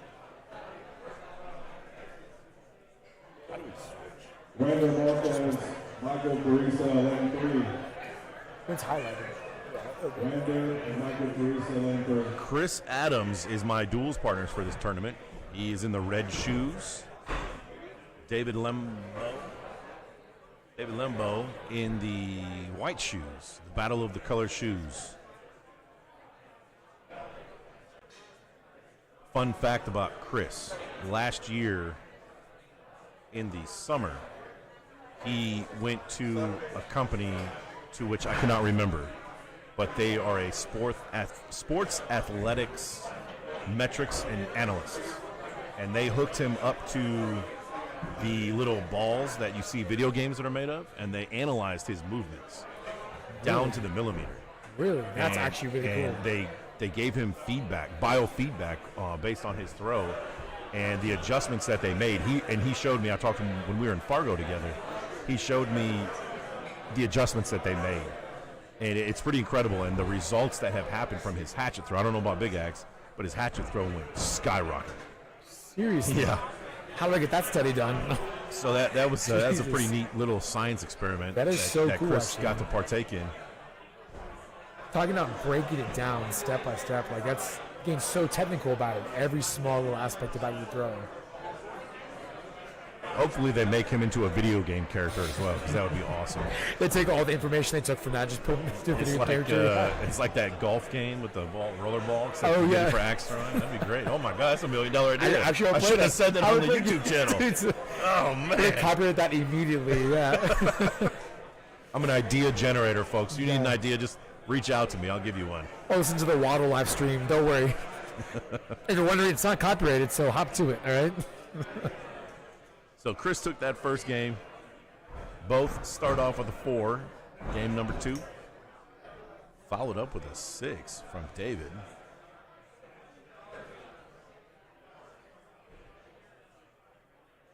Red Shoes Chris gets a 5. Yeah.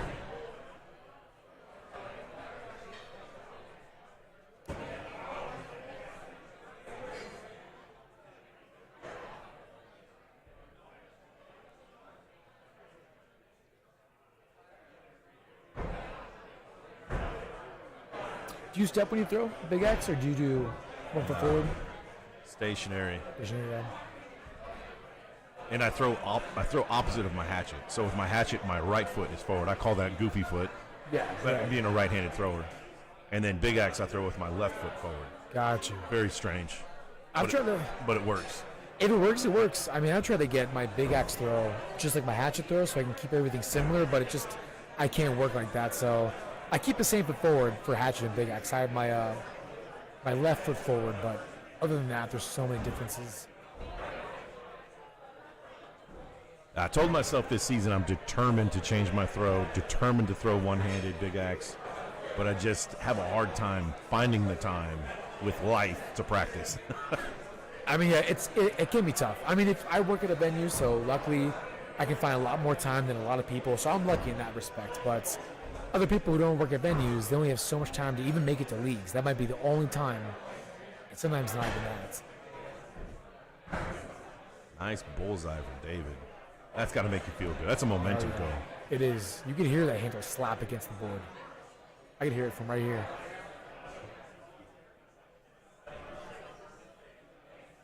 Now going into throw 5. 2-point lead. David's up. How do I mute?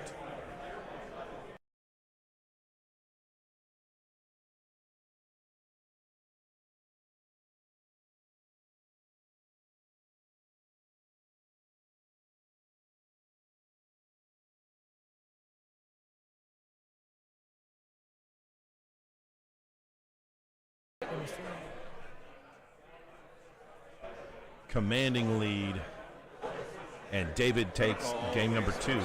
Okay, cool. Oh, David took game number 1. I misspoke earlier. I thought Chris won, It's hard to see. so I was incorrect. David will be advancing, and Chris gets bumped down to the B bracket. Rander and Joshua B. Lane 2. That was B bracket, or was that A bracket? I think that was. We're going into B bracket. We're on B bracket right now. I think he's about to call these. Okay, I see. Yeah, Chris just got bumped down to the B bracket. He's going to be playing Chet next. Things are clipping along so fast, it's hard for us to keep up. It really does. I mean, this happened last year too. We actually, especially with duels, on our last discipline on Sunday, we sped through. I don't know how it happened. We got done like 2 hours early. Not a terrible thing. It just was run very efficiently. Here's one of my heroes in axe throwing, one of my mentors, Rander Marquez. 1, because he's an OG legend, and 2, he's two-handed. He's two-handed? You're He's like, yes, my man. That's how I started throwing big axe at first, and then I started doing one hand, and I respect both ways. So Rander's on the right side of the screen in the all black, white shoes. Michael in the blue. Watch this follow through from Rander on the right side. Looks like he's on the Titanic. No, he doesn't do it anymore. Oh. What were you expecting? Normally he follows through like he's Rose on the Titanic. You serious? Yeah, that's awesome. No way. I think that's when you know he's feeling the groove, unless he changed his throw a little bit. Oh man, I kind of want to watch that now. It does look like he's throwing a little softer than I've seen him in the past, which might explain why he doesn't have that amazing follow through. Oh, he stops his hands right there. He's not doing it anymore. I really wish he did. I didn't know until now, but I really wish he was doing that. I'm taking him off my list of favorite throwers. Sorry, Rander, you've been cut. What's the point of throwing two-handed unless you look like Rose from Titanic? There's no points. The only way to redeem yourself is to go for a 3. So Rander takes that game, and it looks like that will end that, and Rander will keep advancing. This is the B bracket. I believe this is the B bracket right here. Let me see. We're going to take a look at the bracket right now to find out for sure whether or not that was an A or B bracket match.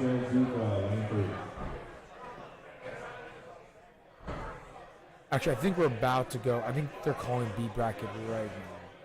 Yeah, they're calling B bracket right now. So that was an A bracket match. Yeah, I think that was an A bracket match, and now he's calling B bracket. So we'll review again where you can find the brackets. If you go to Axes and O's Facebook, you can find a link there.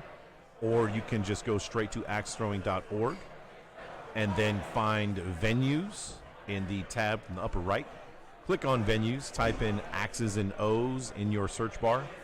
And once you pull up the home venue, you'll see the Axes and O's icon in the top left. And once you see that, you can go over to the 3 bars again, click it, click tournaments, and then you will see the options for the tournaments. And we are in Big Axe Bracket 1, or A. A, the A bracket. Yeah. Mm-hmm.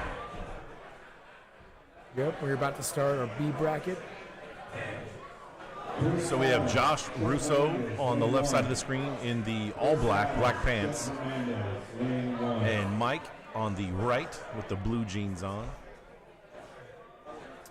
This is a B bracket match. Yeah. We're going to start making our way through the B bracket to catch up with the A bracket a little bit. Looks like that low killer shot on the left target is crying.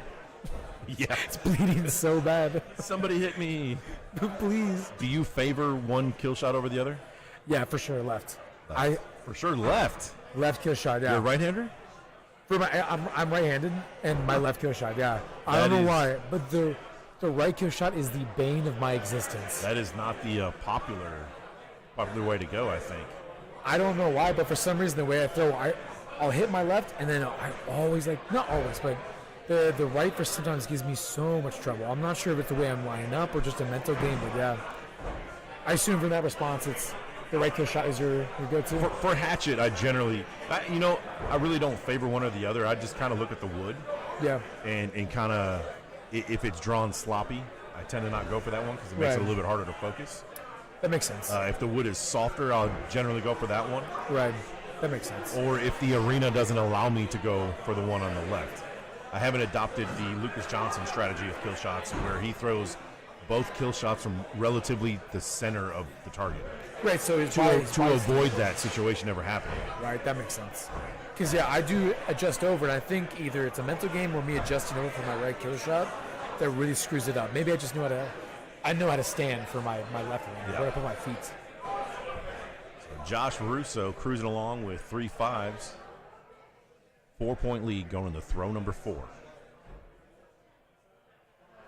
That was smooth. That was a great bullseye by Mike there. Yeah, very See if he smooth. can gain some ground here.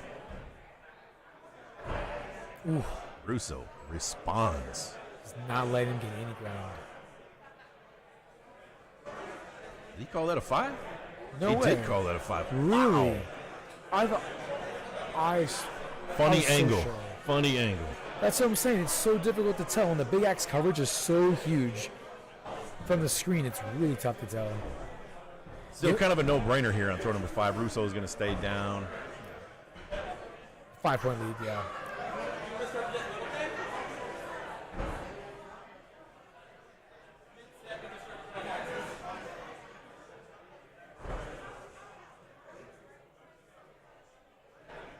Mike stays down too. Yeah.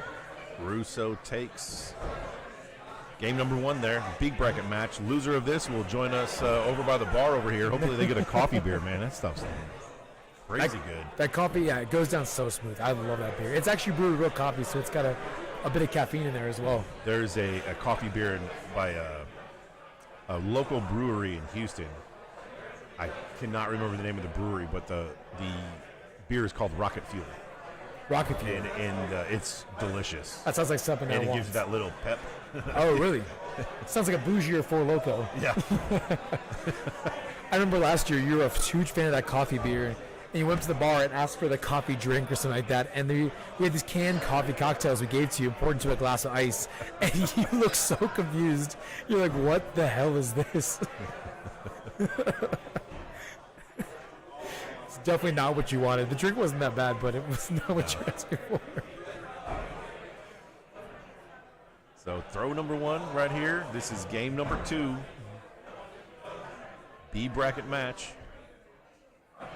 The winner of this goes on to play Joseph. I think that's the guy I play in Hatchet tomorrow.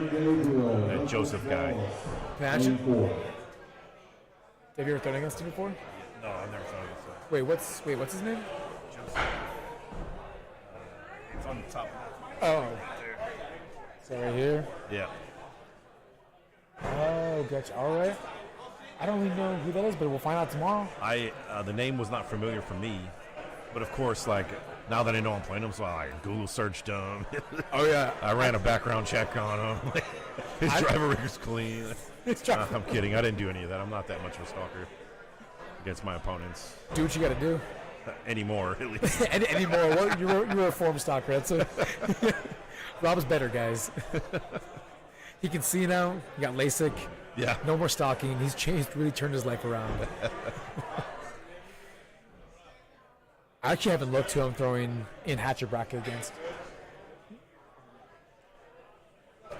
Yeah, Zach Crawford in the house, guys. Yep. Go to the bar to get a beer. Hopefully that coffee beer. He should. I was going to say, yeah, I have not looked to see who I'm throwing against in my bracket because I don't want to know. Is a big throw on number 4. Oh, it is a 5. That would have been bad if that was a 4. Yeah, for sure. What is Joshua throwing? He switched axes last year. Did he? He no longer throws that all.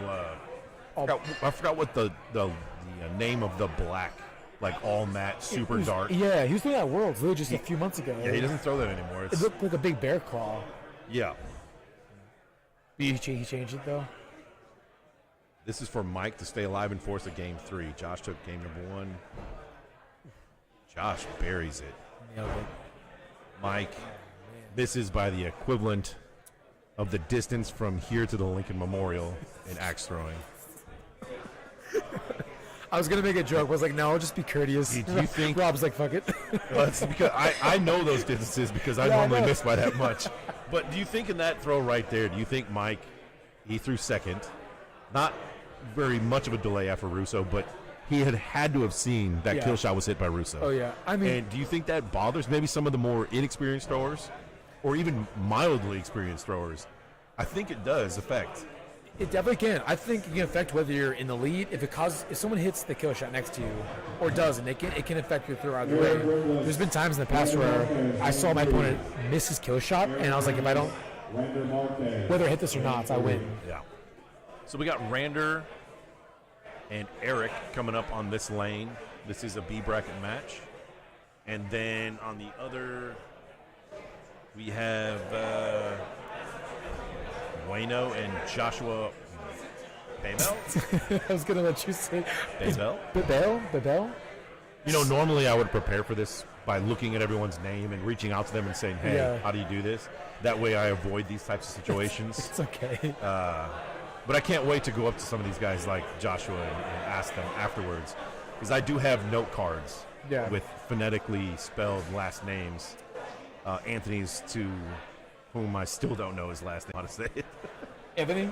That's the one, Shimkoviak. Shimkoviak, it's not. right. It's not like it's spelled at all. Honestly, with the fact that it's okay, I wouldn't worry too much about it because it adds a little spice to our live stream. Or butchering your name, who knows?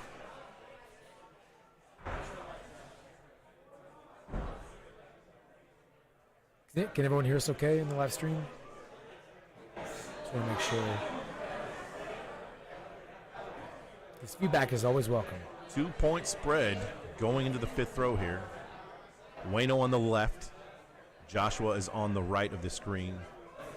I don't really know how to describe these guys. They're both wearing black. They both have black shoes. Wayno's a little bit taller than Josh. Josh just threw first, a little bit low there in the 4. Wayno may have clipped the 5.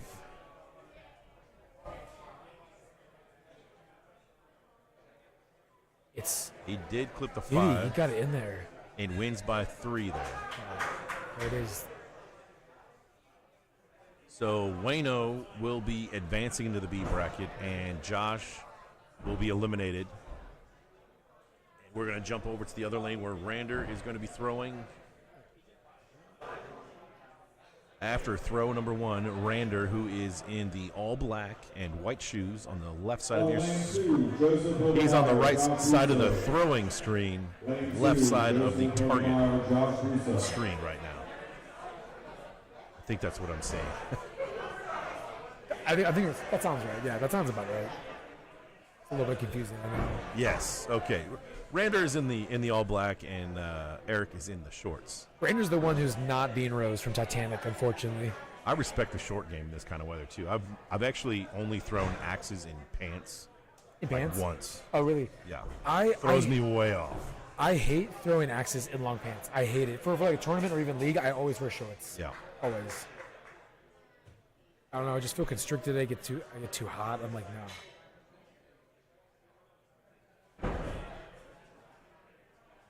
There's also a bit of a battle going on with the footwear you're using. Some people like the Vans. Some people wear the Crocs. It's pretty divided. Me personally, I've been going with Vans for a while. I'm kind of sticking to that, but who knows? What do you like to throw in? 2-point game going to this fifth throw. Comfy shoes. Just anything that's comfy for you? Yeah. Yeah. I generally rock the same brand of shoes with about the same height and heel. I now wear reader glasses, so I'm an old man. I always wear like running shoes, even though I don't run. There's some New Balances. Yeah. Yeah. I'm just going to keep it consistent because I try to keep the same type of shoe. Yeah, Sure. Same thickness of the sole. There's a funny story. In Fargo, I decided to throw hatchet, which was the first time I threw hatchet in a long time, tournaments and leagues. And I was wearing cowboy boots. Oh, and they had points to them. They weren't like the flat toe box toe. Someone just told me about this, yeah. So I was throwing my plum, that's a short handle, and I was barely landing these things, over rotating. I was like, what is going on here? It took me like one whole game to figure out, like, I'm a solid 3 inches further away from the foot fault line than I normally am. Your boots, so, right? So I called a 20-second timeout, and I went over to my bag, and I got my shoes out, and I put on one Brooks running shoe, and I had a cowboy boot on the other foot. Oh, my God. made a world of a difference. I almost beat Rander in that game. Oh, my God. But, I mean, like, even an inch further away can make a world of difference. Oh, yeah. It really can. Well, especially with a short handle. There's not a lot of room for forgiveness there. That's what I was saying. You said you throw a very short, maybe 15 inches. Like, I know to get the right coverage and not rotate, I have to throw a lot harder than I already do. Yeah. Tishko throws 14. It's his grandfather's like hammer hatchet. It's crazy short half so hatchet. small, yeah. And a half hatchet over rotates a lot. It has that whip on top. You know what's crazy? He almost always over rotates that axe, and he barely ever gets the full coverage, and he still hits his mark. Yeah. That means he's really accurate. Very. Insanely accurate. And I believe it's his grandfather's hatchet, which is really sweet too. Yep. He's super accurate little thing. Trading bullseyes going into the third throw. Dip down. Caught the 5, and Rander. Looks like he might got the 6. Possibly a bullseye. Ruled a bullseye. Takes a 1-point lead going to throw number 4. Rander won game 1? I think Rander took it. Yeah. So it's really hard to tell when they're winning the games too, because we can only see the scores, and it flips the next game. It doesn't really give us who the winner was, so it's a bit difficult to tell. Loud and Pride, thank you for letting me know. Appreciate it. I thought I heard something in the microphone. Just want to make sure things didn't sound distorted. So Rander up by 3. I imagine he's going to be staying down here. There's no reason for him to go up.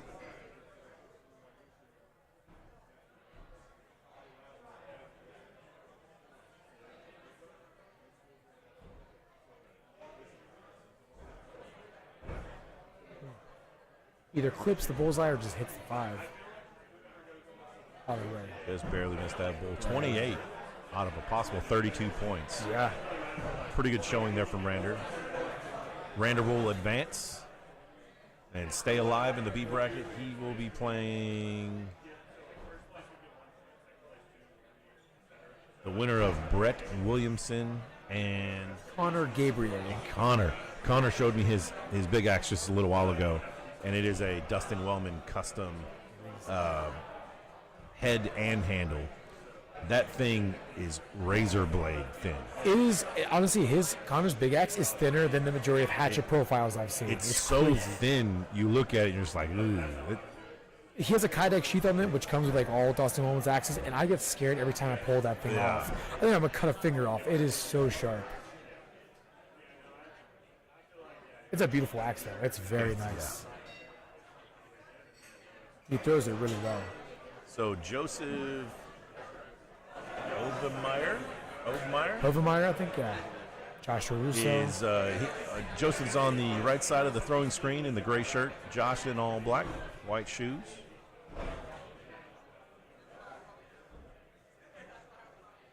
I looked up where Joseph throws, too, and I can't remember now. New Jersey Axe House, maybe? New Jersey Axe House? If anyone out there who knows where Joseph throws from, probably say New Jersey Axe House.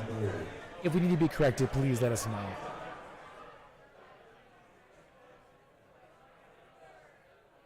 All right, switching over to lane 3. We got Kyle Rickenbaugh and Lucas Johnson, 2 heavy hitters. One is a current world champion. Both on the broadcast this year. Yeah. For Worlds. Both doing a podcast together. Yeah.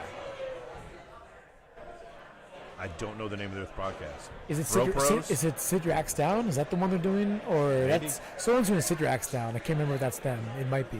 They also started Throw Pros, which is like a consulting group. That's true. That's right. Yeah.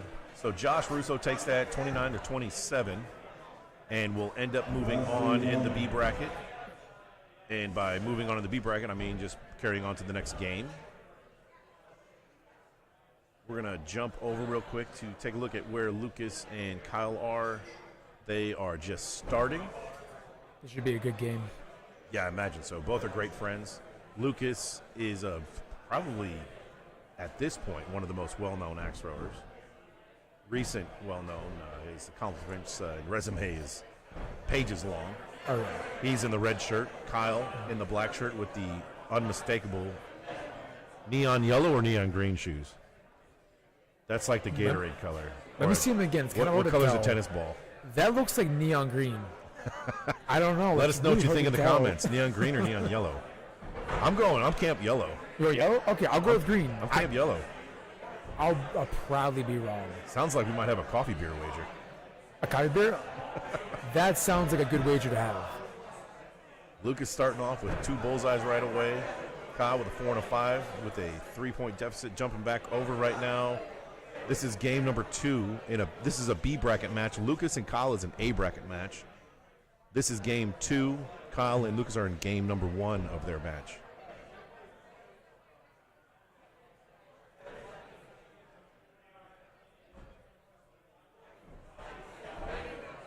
Bullseye. Looks like it to me. Quick call from the judge. Bullseye.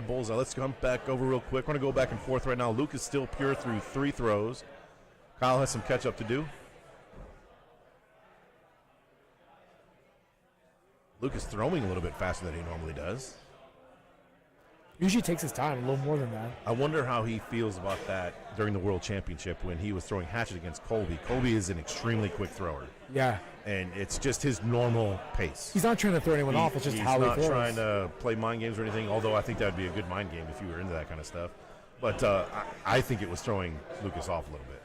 It's very possible because Lucas has comparatively to Colby, a way slower throw. He really takes his time. I say it threw him off, and they hit 10 kill shots in a row in overtime. That's a hell of a way to get thrown off. Yeah. I mean, after like 10 kill shots, I mean, that would throw anybody off for sure. 5 thrown from Joseph there, and Russo follows up with the same spot of 5, jumping back over. Lucas looks like he took game number 1. This is game number 2. This is an A bracket match between Lucas and Kyle. That was the warm-up throw. They'll be going to throw number 1. This is the 5th throw. 1-point game in favor of Josh Russo. Both tapped axes, which indicates they should be going up and called kill shots. Russo taking a step back. Looks like he might have went and chalked his hands up or something. And Joseph throwing first.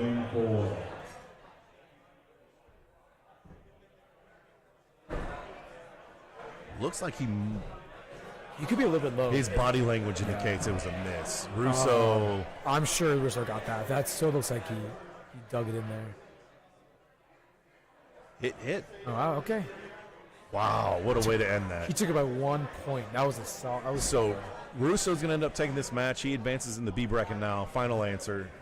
Great finish from Joseph there by hitting that kill shot, but still loses by 1 in that game. So this is game number 2 of this A bracket match between Kyle and Lucas. Lucas in the red, Kyle in the black. Yellow shoes. Freudian slip there. I'm still going to win this bet. All right. And toot my own horn here. When Lucas was in Salt Lake City, him and I was watching him throw his big axe. This was 2 years ago. And he kept missing and hitting 4s. And an advanced tip for the viewers and new throwers out there, when you're throwing your big axe, or hatchet for that matter, it's important that your follow-through stays pure. And one of the ways that you can keep your follow-through pure is don't aim at the bullseye. Aim for about 2 feet beyond the bullseye. And that way you get that, ensure that extended follow-through all the way through. And Lucas, when I told him about that, he said he noticed that. And he sometimes would kind of like pull up lane. And that's when he would dive over into the 4. So his follow-through, if you watch, he gets that good follow-through all the way down. Yeah. And, I mean, that follow-through makes a difference, too. Yeah. It really does, yeah. I'd say his bullseyes speak for himself, but he has 3 5s right now. And, it can happen to anyone, including Lucas Lane Johnson. I noticed, too, that it's so important for me to keep my chest up. If I don't keep my chest up, I drop my chest one time, even a little bit. If my shoulders drop, my aim drops, and that's when I go into the 4. I'm having a brain fart. It was Tyler and Lucas in the World Championship, right? The champions? Or was it Vin? Didn't Vin throw? I am having a brain fart right now. I can't think of. In the comments, if you're watching and paying attention and know who was in. I'm not having a brain fart. We're just going to trivia you guys. Who was the finalist in the World Championship Big Axe and who won? Well, trivia. We'll give you guys a shout out if you get it right. Maybe give you a coffee beer if you want to fly out here. Looks like they both got their kill shots. They dropped on throw 4. All right, let's do it. Who sucks less?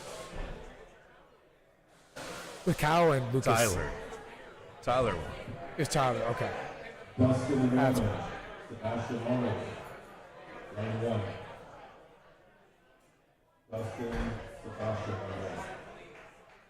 Hard to tell. I can't see that with that shadow. It's really difficult. Yeah, I think they both got it though. Lucas won. Again. Who sucks less? Let's do it again. We wouldn't know the answer because we don't know. Also, having said that, between these two guys, no one sucks at all. Disappointing throw from Kyle, just a bit outside. It's got to be the immense pressure when you play Lucas. Oh, yeah. Knowing, I mean, there's two guys that stand apart from each other, from the rest of the group, and that's Lucas and Tyler with their bullseye percentage, which is upwards of 60% with Big X. The next closest are like low 50s. Low 50s, yeah. And most are in the 30s. So, I mean, just to be that far ahead of the pack, I mean, you know you have to hit every shot when you play it. A lot of pressure there. It is definitely intimidating, too, and they're also tall guys. They're also big dudes. Also, I'm a small dude, too, so everyone's a big dude to me.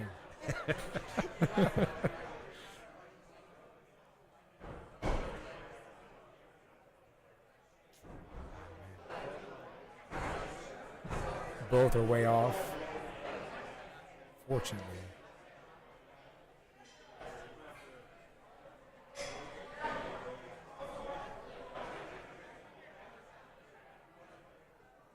I see those kill shots on the bottom there. I kind of wish that would be the overtime kill shot. Say it again? The bottom kill shots? Oh, yeah. How great would that be? Instead of who sucks less, you got to go for the bottom kill I shot. would love that. I would thrive on that. That's right on my level. Yes. Way better. Mike Morton, if you're listening, please can we make that a rule? Please. Just for tomorrow. It would definitely change the dynamic of the structure that we have it. Oh, yeah.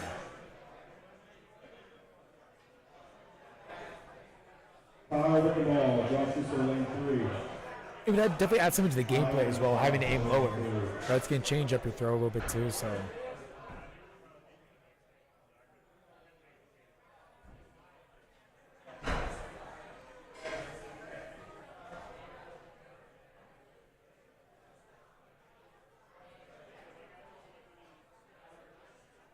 So this match here is a B bracket match that we're reviewing.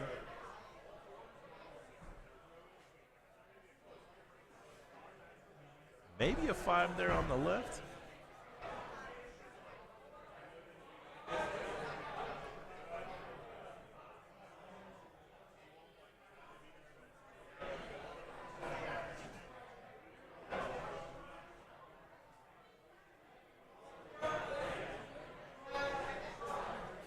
So Lucas is in the semifinals. This is actually an A bracket match we're watching at the moment. This is an A bracket match? It looks like I it. stand corrected. Yeah. Jesse Hummel, everybody. Yep. This is an A bracket match we're watching right now. I stand corrected. An A bracket match. Here we go, switching it back over. So Lucas is in the semifinals for this A bracket number 1. Yep. So they got Dan Godfrey and Justin Reese and playing right now. The winner of this match on the screen will end up playing Lucas. On the other side, we have Dustin Wellman and Sebastian Arnold. Below that, we have Franimal versus, can't see that far. It's David Lembo. David Yep. Lembo. David Lembo. Hopefully we're saying that right as well. Aha, got you, Rob. Pop says green like a crosswalk sign. Okay. Thank you. I appreciate it. Keep it coming. All we need is 2, all right? 2 votes. I think that's debatable, though. Yeah, you mean the color or Yeah. or how many votes we need? I guess you're not wrong. Everyone sees colors slightly differently. It could very well be yellow, but I mean, a YouTube, our comment poll would definitely be official. we do. Yeah. Definitely be. We should. Right now, it's 154. We'll see how many comments we have by like 2:30. It'll probably be just one. So, I guess we know what it is right now. If you don't know what we're talking about, we were talking about the color of Kyle Rickenbaugh's shoes. They were a debatable neon yellow or neon green. Similar conversation to the color of the yellow or green Gatorade. Yeah. Or the color of a tennis ball, maybe. Now, I went with Maybe green. that's the color. Tennis ball. Tennis ball. Tennis yeah. ball. That might be the best way to describe it. I think tennis balls are like more neon green. That's what I think. But Rob thinks they're yellow, but So we had who just advanced. Check on the bracket. We're busy here talking about shoes. nonsense. Oh yeah. Get back Jumping to over to the other lane where we have B bracket Kyle Rickenbaugh, speaking of the tennis ball shoes, and Josh Russo. Kyle in the infamous shoes and Russo in the all black with the white shoes and pants. I really want to take a picture of Kyle, Photoshop out his shoes, and just replace him with tennis balls. I'll send him as merch. We'll call him Kyle Rickenbaugh.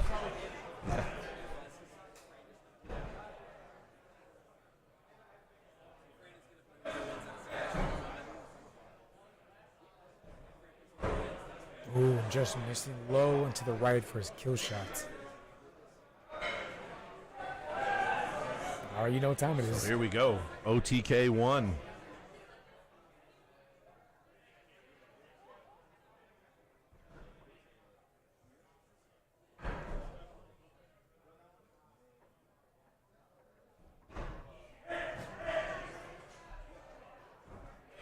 So Russo follows that up with a hit, and Kyle misses there, so Russo takes that game. I believe that was game number 1. I believe so, yeah. That was game number 1. Pretty sure. Switching sides, yeah, that was game number 1. Going back into it. By the way, Plaid and Timber axe throwing, I don't really think you know what you're talking about. Yeah, I think, you know what, leave it to the professionals. It's green. What did he say, yellow? He said yellow, yeah. What did I say, yellow or green? I can't even remember. You know what? Look, Plaid, I appreciate your vote, but Rob can't remember what he voted for. So. Well, Rob said yellow. I said green. Oh, hell yeah. I agree with that. Way to go, man. Split down the middle, just like a bullseye. So game number 2. Look at the angle on that axe on the left from Kyle. He might be lucky that it even stuck. I bet that was a double tap. Is that under rotated? Is that? Yeah. Yeah. I think I could hear the handle from Oh, here. practice throw? No worries. I think double tap should count for more if you call your shot. Yeah, I would say so. I played a double tap match against Jeff Cope one time. A double, like you're purposely trying Yeah. to double tap it in there? Yeah, we purposely were double tapping. And Oh my God. out of 10 throws, we both did way better than we thought we'd do.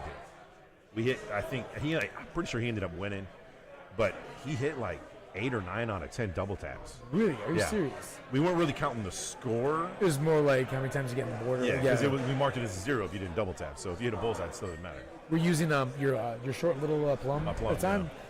Double tap on that thing. Yeah. Jesus. That's when I used to be a good axe thrower. Also debatable. Should that be another like another questionnaire for our chat? We know the answer to that from the chat. Russo starting off pure 6-6, followed up with a 4-5, leading into a 3-point deficit that Kyle needs to make up. Not going to happen throwing 4s unless Russo has a little bit of a hiccup. Russo seems to be in a little bit of a zone right now. Yeah. He's doing pretty well. I mean, he looks like he's nailed the majority of his kill shots. So this is one of those moments, if you're Kyle, with a 5-point difference, maybe just decide to go up. Yeah. The chance of a drop happening at this point or some sort of a fault is pretty rare. Yeah. So this might be one of those opportunities to take your moment and try and hit that kill shot and try and make up 2 points. Might as well. If you're going to go out swinging. Tabitha's over there double checking that axe. Now, did you see if the judge called it a 6 or a 5? I think they called it a 6. Okay. Joshua's getting some stretching in.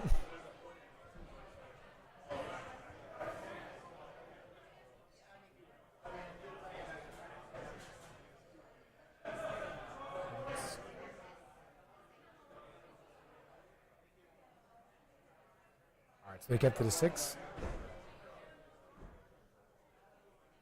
All right, Kyle splits that bullseye down the center. That was a big bullseye from Kyle right there. He It just was. gained. There goes my theory right there. He just gained 2 points. He gained on 2 him points without having to go for the kill shots. without any risk of a kill shot. No. So that's definitely the flaw of that strategy I just talked about. I mean, there's a possibility for him winning the game now. It's only a 3-point lead that Joshua has, so it can go either way.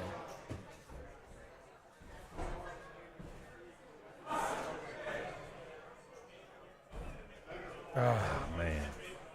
Really missed The kill shot. I am also in camp. You throw the kill shot when you're ready. Yeah. Because most of these matches with the for funsie, he goes down. Most of these matches are going to be determined by one kill shot, right? Yeah.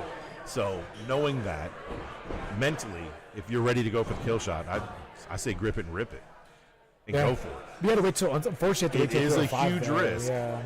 But mentally, if you know you're going to be more prepared on throw number 3 instead of throw number 5, go for it. The only thing for Big Axe though is you don't get an option. You can only go up on throw 5. Oh, For Big Axe, you can only go up on throw 5 for kill shots. wow. That's the only time You you, go would for think kills. I would know that. It's okay. You're not wrong, but you're also not wrong. If you're ready to go, you go when you're ready. Like in a standard hatchet game, yeah, you With go when you're hatchet, ready for when you sure. feel it's right. You can go up for it because you can go up on any one of the 10 throws. That's the tricky thing is that That's good to know before I throw tomorrow that you can go up and throw. Because apparently, a good thing I'm not throwing in the Big Axe event because I'd be calling kill shots on throw 2 and 3, mark it a 1. that would be a Market it flex too. if you kept going for kill shots and hitting them, but not on throw 5. Now that's a flex right there. Chris, How would you play that off? You did it on purpose. Chris in the red shoes, Dan in the yellow sleeves.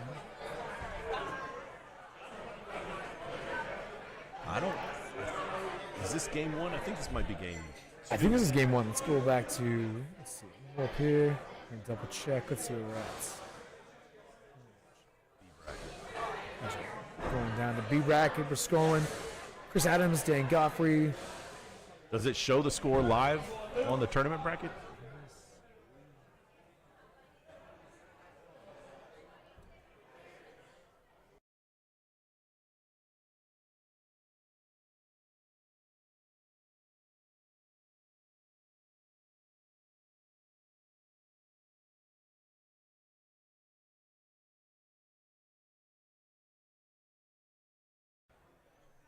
It'd be a good option. So we are just trying to find out what round this is as we were watching the other match.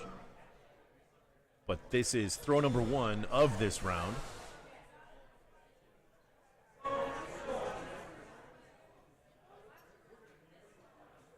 Six and a 4 posted.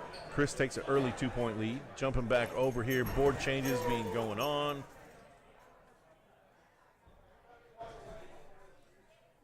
Chris on the right side in the red shoes, Dan in the yellow sleeves. Even though Chris is my duels partner, I'm kind of rooting for Dan because he's a two-hander. Sorry, Chris. Ice's shoes are snazzy. Look at them. Bowl and a bowl. Good throwing there, boys.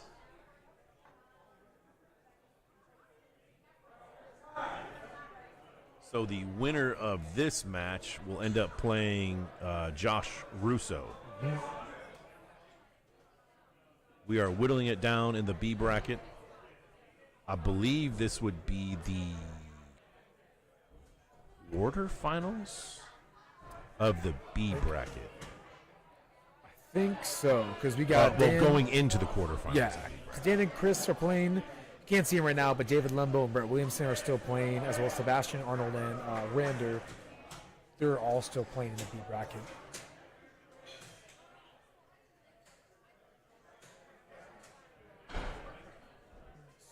Just going to screw up a little bit to check on that A brackets. Just off that bullseye for Chris. Posted a 5. No harm done on that throw. We're going to the throw number 5 3-point game in favor of Chris.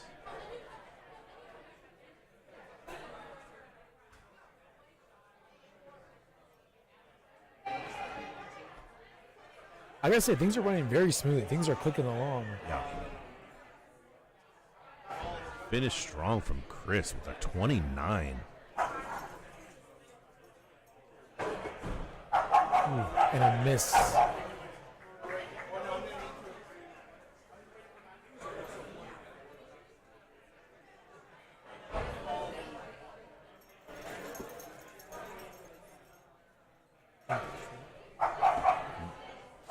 We have some swag coming in that we're going to be giving away. Chris ends up advancing to play Josh Russo.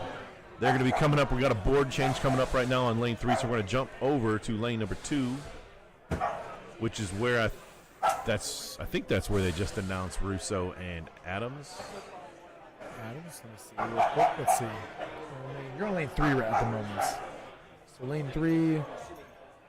Let me see what's going on. Let me just switch real quick. See what's happening over here. You have to change the board. Yeah, you're right. So one of the things I want to see at the World Championship, the next one, is a skills contest of the pit crews. Of the what? The pit crews, the board changers. Oh, the pit crews? Oh, I would love to see I want to see a timed event where those boys, where the teams win something. I don't want to be for nothing. Those people, all of the staff at the World Championship works long hours, and I think it'd be a great fun during like a commercial break. That would be a lot of fun for sure. And right? also, and they're all throwers too. I mean, the majority of them are all throwers. They Yeah, all work at get the venues crowd in some into it. way. That'd be Yeah. great. That'd be a lot of fun, and they deserve something. They deserve a little bit of limelight as well too, because they put a lot of work in there. Yeah. It's long hours, long days they're working. If you like that suggestion, what I think we should do is email Waddle and let them know that we want to see the board change contest happen in between some matches when the boards need to be changed. And I think the prize should be a DeWalt drill. A DeWalt. Someone needs to reach out to some of these power tool companies. Maybe we can get those fellas and ladies a nice power tool, a drill, impact hammer, something like that. Milwaukee, Ryobi, whatever your poison is. An impact driver, that'd be great. I mean, that'd be perfect. Like, they could easily get something that'd really help them out. Yeah, that's not a bad idea at all. Nonetheless, I think it'd be a great contest. The next with Chris Adams and Josh Russo, please do lane 4. We got a puppy dog over here. We got a couple of puppy dogs They're the mascots, Oliver and Tyrone. in costume. Maybe we'll get them up on camera here in a little bit. We got Fran and Dustin Wellman coming up. Ooh, this should be a And then good we match. have Lucas and Justin coming up on our camera lanes. There are other matches going on. We have 4 lanes total being played on right now for Big Axe. And the 2 we have cameras on will be Justin Reese, Lucas Johnson, and Franimal versus Dustin Wellman. These are going to be some good matches over here. We also have, looks like David Lembo won. He'll play the winner of Rander Marquez and Sebastian Arnold. Down at the bottom of the B bracket. Then, we're moving along real quick here. Only having 4 lanes we're using? Yeah, we're moving along very quickly. So this is an A bracket matchup right here. Lucas Johnson and Justin Reese. Lucas in the red, Justin in the all black. Scroll up on our bracket. Who's on the other side? Oh, Fran. So the 2 matches coming up right now are both the A bracket Semifinals. semifinals. We're doing the A bracket semifinals because I believe we're doing the finals for everything on Sunday. Yes. So in the Right. Big Axe, along with the knife, there are 2 brackets: bracket 1, bracket 2, or bracket A, bracket B, if you will. And the top 2 throwers from each bracket will continue on to the championship on Sunday. So. In this bracket, the winner of the A bracket will advance, and also the winner of the B bracket will advance. We stopped there with 4 total Big Axe throwers. 2 from the A bracket, 2 from the B bracket, or 2 from bracket 1, 2 from bracket 2. All right, thank you so much, G Mason Axe. Appreciate y'all tuning in. I'm glad you guys are enjoying this. Talking about tennis ball color shoes. So Justin Reese, I know the name, but I don't know the venue that he throws, that he represents. You know, I don't know either, but I'm sure I could find someone who does because we got a hell of a lot of axe throwers in Oh my goodness, he just had a huge hiccup there and throws a 3. You should have seen his body language as soon as it released from his hand. You could tell. I Just- mean, you could feel it. Now that's got to be nerves. Oh, yeah. It's got to be nerves. I'm doing the semifinals right now. That has to be nerves. I mean, he dropped it down so Justin Reese, low. gosh. Now's not the time to flex with your threes. Yeah. Because now is not the time. But if it works out, what a hell of a flex. No, he meant to do that. He just has to sell it. Justin has to sell it that he did it on Yeah. purpose. What a strap. Oh, man. I think the nerves are definitely getting the better of Justin right now. Yep, it looks like he squeaked into the Lucas 4, but Is standard Lucas-esque. Looks like he's on cruise control. Let's jump over to the other lane real quick. where Fran and Dustin are throwing. They are currently tied 11-11. This is game number 1, throw number 3 coming up. Dustin in the yellow, Fran in the tie-dye? It's tie-dye, yep. Tie-dye? Very bright colored tie-dye, but yes, tie-dye. Our Axis and O's t-shirt. 5-6. 1 point lead going into throw number 4 here in favor of Dustin. We're going to jump back over real quick, see how Justin is faring against Lucas. 5 point difference going into the last throw of this round, this game. He's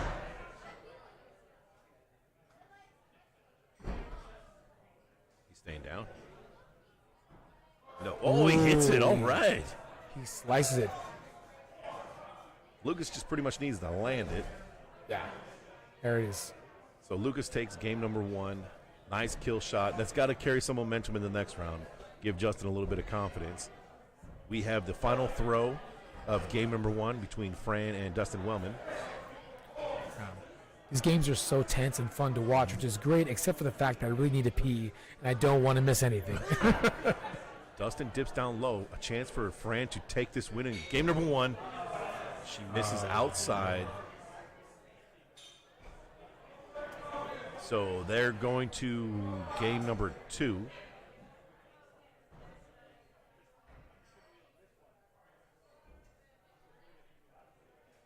They, I imagine, are taking a practice, though they didn't tap axis, so I imagine it's practice.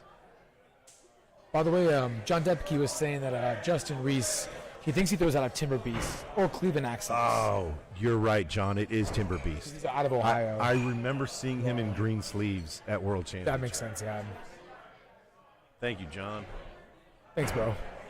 So that is throw number 1 right here between Lucas and Justin. What a crew to be with at Timber Beast. Oh, yeah, for sure. Tyler Flynn, Zach Crawford. Imagine coming to your league. Just Josh a normal Russo. league day, you come in, and they're the ones throwing with you. I'm like, Yeah. I mean, that's definitely one way to get better. Oh, yeah. Like I said before, like throwing against better throwers will make you better. Especially, like we said, you played the other guy, you didn't hold back, and that's going to make him better in the future. So Justin Reese's name is now starting to come to my mind. I remember people telling me in conversations at the World Championship that he is a sleeper in Ohio. A lot of people overlook him because of all the other big names in Ohio that throw with him. Which is easy to have happen. You can be a great thrower. For sure. It's not a hard thing to have happen For at sure. all. I think that happened to Vin Crescenzo for a couple of years. Oh, wow, yeah. He kind of lived in the shadow of Sycon, Uncle Willie, and Kump. And then, 2020? He was like the thrower of the year in 2020. I think it's just about, like, you can live in the shadow and, like, but don't, like, get you down. If you just persevere, like, your stats, like, your throwing skills, they'll shine through, and people will start to find out, you know? It just takes time. And like you mentioned, that's really the only way to get better. Yeah, absolutely. Fran gains 1 back there on Dustin on that 3rd throw. Jumping back over, Lucas Johnson up by 1, going into throw number 4 here. Now is going to be up by 2. Jumping back over. Both these matches are A bracket matches.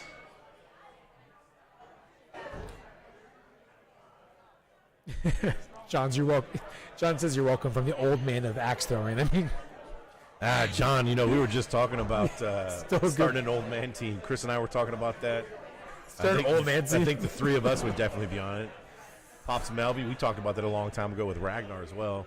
The axe throwing version of the Golden Girls. Yeah. I would love that. Who was it? Ryan Smith? Is Ryan Smith considered an old man yet? I don't know. I don't think so. I don't think he's 40. I don't think he's a hit kill shot. Oh, man, for Fran. There we go. That's what she pushes needed. a game 3. There it is. So Lucas ends up advancing to the A bracket finals. He will play the winner of this match right here in game number 3, the rubber match between Dustin and Fran.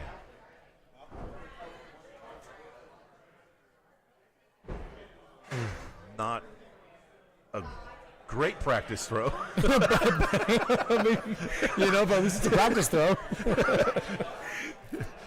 Like I said, I had to stop myself from saying not a great throw 1, but might as well get it out now. Sweet Depke's like Swaddle, senior world axe throwing league. They have an early bird special and everything. You have 4 chances at a kill shot. Our axes would not only be axes, but they would also be canes. Yeah, those would be canes. The tennis balls at the bottom would be the same color as Kyle Rickenbaugh's shoes. Make our own melee team. Yeah. Team old man. Team Old Melee. I'd say we do a draft, but we couldn't figure out how to use a computer. The prize is a specially engraved Life Alert necklace. 2 good throws on throw number 1 in game number 3 of this A bracket match. Winner going to face on Lucas Johnson. Depends on where that extra large blade edge hit there for Fran. Or for Dustin, excuse me. You look at the difference in length and handle between Dustin and Fran's. Her handle goes all the way down to the foot of it. Yeah. All the way down. You had like a good scale right there because they Yeah. were both about the same length horizontally and vertically on that bullseye. And Fran's went down to the 1 ring where Dustin's only went down to the just above. Well, Fran's not like the tallest person. She's a great thrower, but that extra length gives her more leverage, so it's easier for her to get up to those kill shots and stuff like that. It makes it a lot easier. It gets more leverage out of the axe head. 2 bullseyes once again. 1 point game going to throw number 4.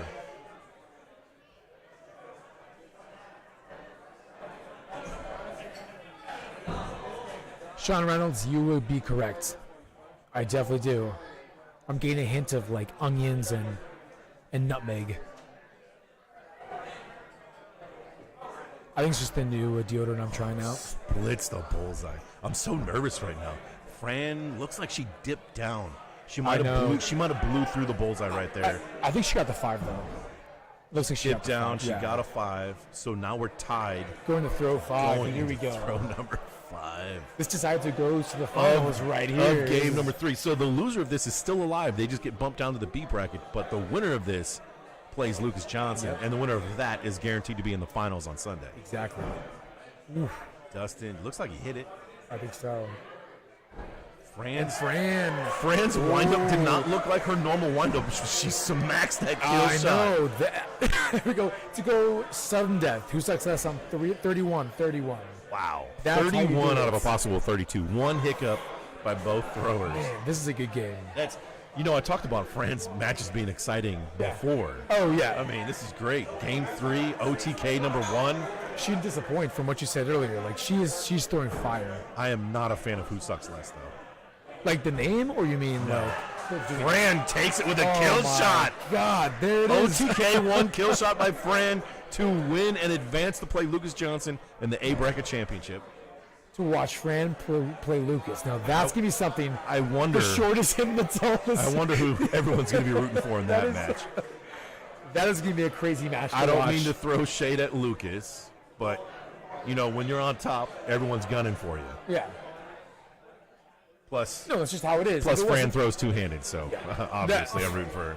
If it wasn't Lucas, it'd be somebody else. It has nothing to do with the person, just how it goes. So. Lucas Johnson, Fran Lopez. Oh, they're going to throw him already. So we got Lucas and Fran getting ready to throw right now. I see Lucas taking off his purple sweatshirt right now, making his way over there. It is slightly chilly in here. Slightly chilly? Slightly chilly. It is. It is a little bit chilly. We're under. There's vents. It's We're slightly near- chilly and a bit dry in the venue right now. Yeah.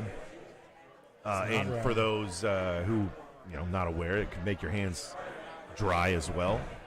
So a rosin bag or some sort of grip or something to keep your hands from getting too slippery might be required for some. This is a B bracket match, and the winner of this moves on to play. Wellman, right? Dustin Wellman. I believe so. Because Dustin Wellman just lost that A bracket to Fran, so he'll be moving down, I believe. Let's see.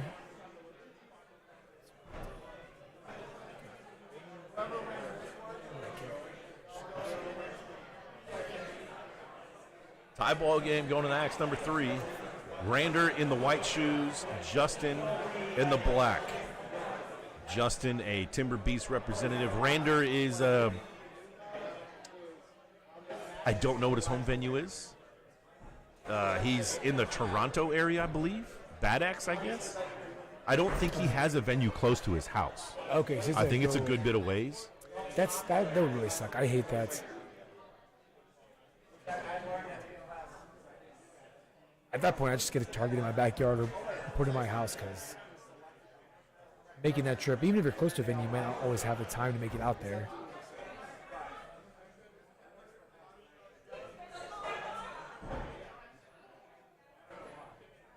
Big throw here from Justin. Oh, yeah. And he gives back a point, it looks like. Possibly two if Rander clipped that bullseye. Marked a 5. That could have been a big opportunity there for Rander. Absolutely. To gain some ground, for sure. Rander taking a closer look at it, representing Valkyrian steel. Pulls his axe, so that score has been solidified. Once you pull that axe, once you touch the axe, the score is permanent. You can't ask for seconds. You can't get nothing to take what score is given to you the first time around. I believe, yes, the winner of this match is going to go on to play Dustin Wellman in the finals for B brackets. For the semifinals. Rander looks like he hit his Justin a bit high. So Rander finishes up with a 29 there.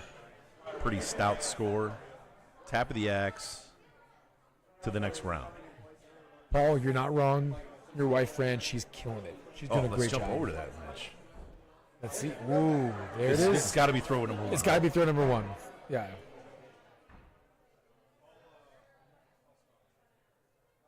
So right now we have Lucas on the left in the red, Fran in the colorful outfit, tie-dye. Two-hander for life. This is the A bracket finals. The winner of this is guaranteed a spot in the championship playoff on Sunday, which will consist of 4 total throwers. Both dead center bullseyes. Bullseye.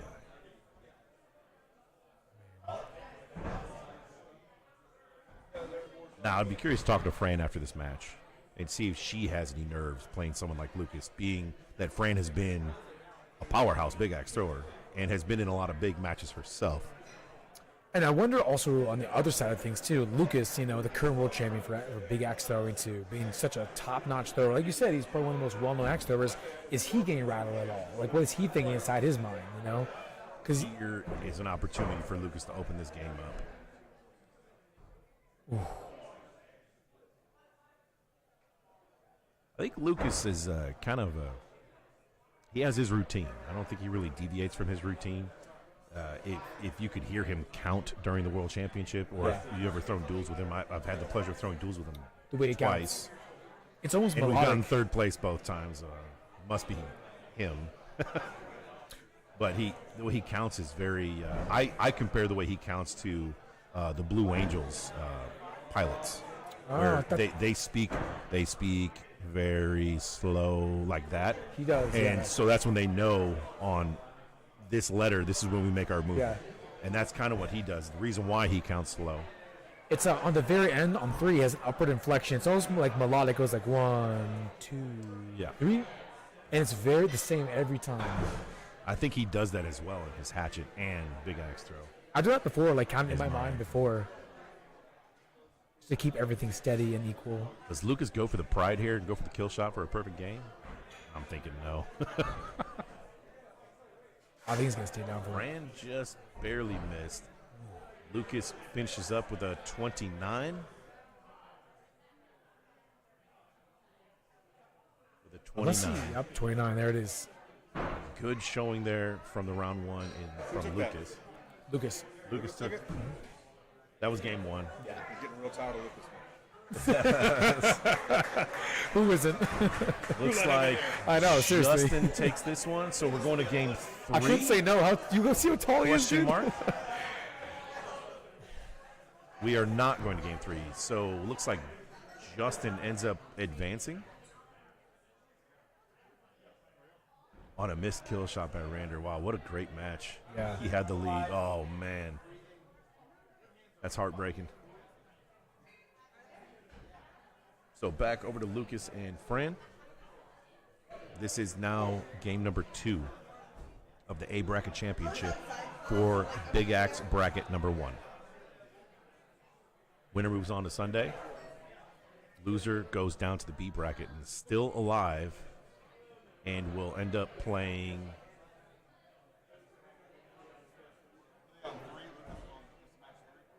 No. Game two. Game two. Match one. Yeah. So Justin Reese plays Dustin Wellman. So we have one more match, one more game down below. Let me double check. Let me see. We're currently trying to look at the bracket on Yeah, our computer screen here. Give us 1 second. Computer screen's just not big enough for us to see the whole bracket. Unfortunately, I know. I'm seeing if I can scroll over just a little bit. Anthony. Throw number 2 coming up. Lucas smacks that bullseye on throw number 1. Fran follows it up with a bullseye on throw number 2.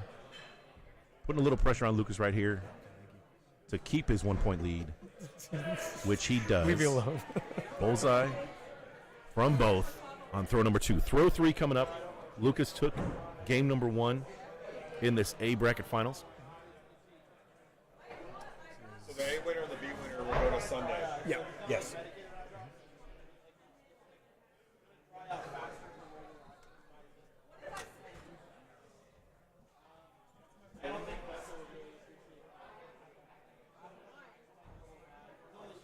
Fran still putting the pressure on him. Oh. Hitting those bullseyes. Yep. She clipped it on the bottom right there. Like you said, Lucas has his own routine. He's very calm, cool, and collected most of the time, methodical even. But still, he's human. I wonder what things seep into his head ever. He may not show it. Looks like Lucas throws his big axe and hatchet incredibly similar. Yeah. Which I know that's kind of the goal for most throwers, but not a lot of people can accomplish that. Usually when you throw that big axe, just with the more torque from the length of the handle being 23 inches at least, and a little bit heavier head, you tend to chicken wing a little bit. Yeah. And it's hard to keep that chicken wing in the same angle when you come through. And Lucas does an exceptional job. He does. I think one of the bigger differences with the big axe, he actually steps, which actually takes having him step, which, more motion can cause less accuracy. For him, it allows him to use less power in his arm. Like less force with just his shoulder and his arm. Yeah. Stepping forward can give him motion to it, so he can actually throw a lot lighter. So final throw, big throw from both competitors. In order for Fran to even consider forcing a game 3, she has to hit this, and Lucas needs to miss. Lucas up by 1.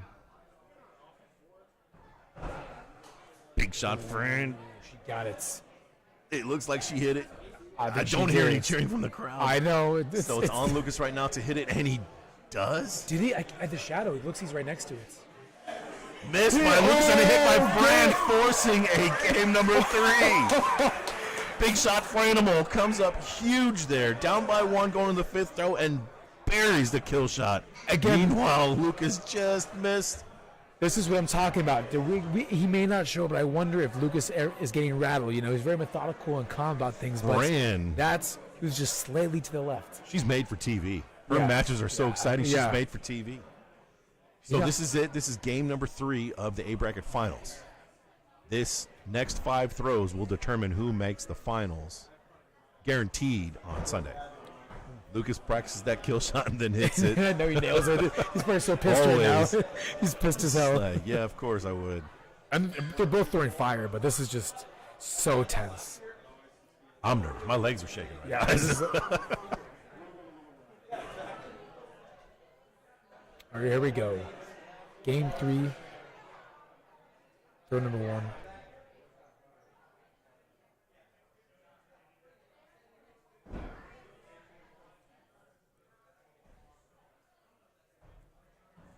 Fives. Looks throw like he number might have 1? flipped it. Looks like 5s, yep. 5s all From around. throw number 1. Jazz Lucas hands. and Fran both not happy with that throw. I know. Most people would be ecstatic to hit the Yeah. 5. I know. You can see in Or their the body ball in language, general. not so much. Maybe feeling the gravitas of this situation right now. It's gotten much quiet in here. It is. I think the tension of these games, like, Looking over, I see Mark Tishko Sr. And everyone in the venue they're not doing anything else but watching this match right now. no, they're not. They are not.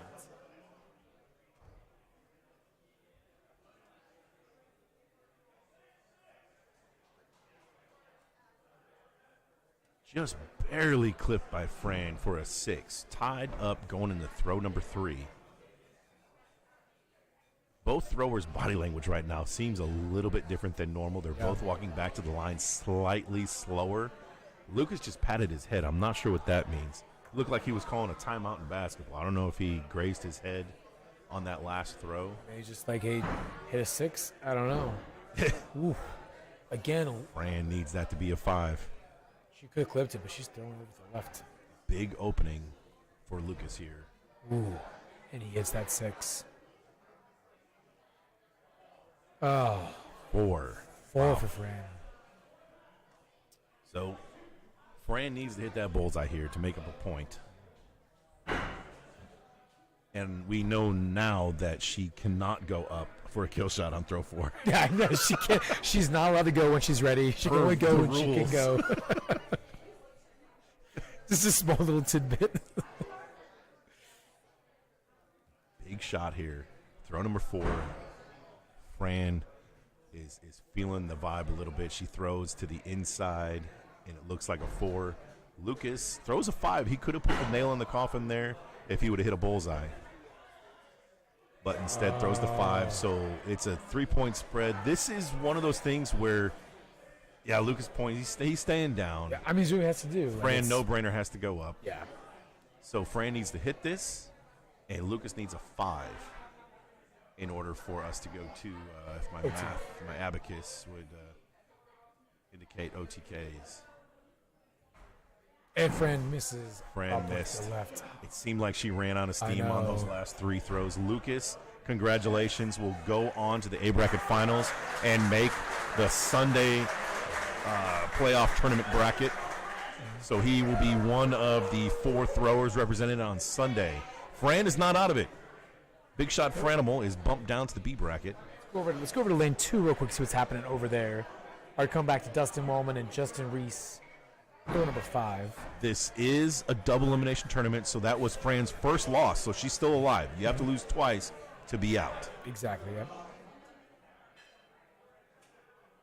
So whoever wins this is going to go play Fran. Who just took that game? I just missed it. We're about to find out right now. Give me 1 second. So the winner of this will end up playing Fran in the B bracket finals. That's right. The winner of that will end up on our air on broadcast on Sunday. Looks like Dustin may have clipped that practice throw on the kill shot. Tap of the axes. We're going into throw number 1. This is minimum round 2, game 2. Yeah.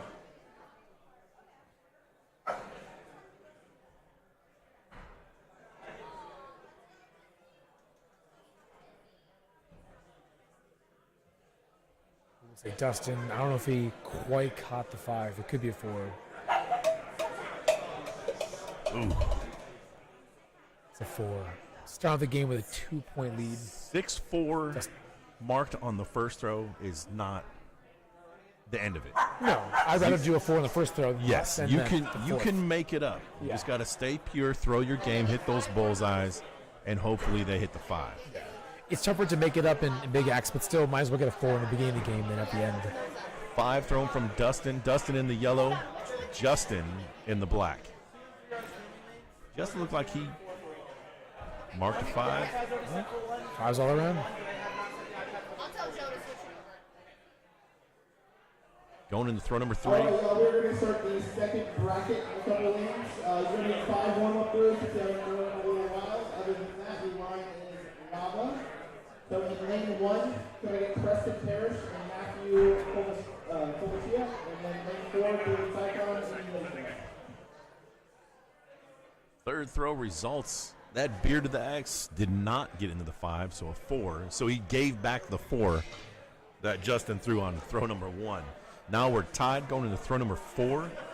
These are throw number 4 when you're tied or up by 1 are big throws because it determines Whether you go up or whether or not not your destiny's in your hands on throw 5. Yeah. The added pressure of a must hit to possibly win is different than hitting to win. Meaning if you both miss, you still win because you have that lead. Exactly. Like, you have a chance of, yeah. Another 4 from Dustin. He can't be happy with that.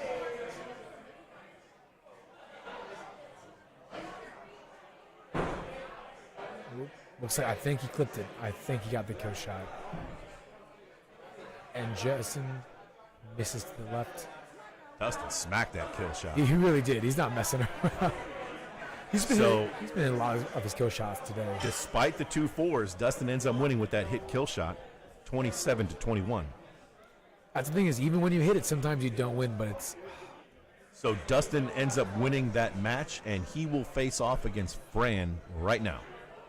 In lane 2, Fran Lopez, Dustin Wellman. In lane 2, Fran Lopez, Dustin Wellman.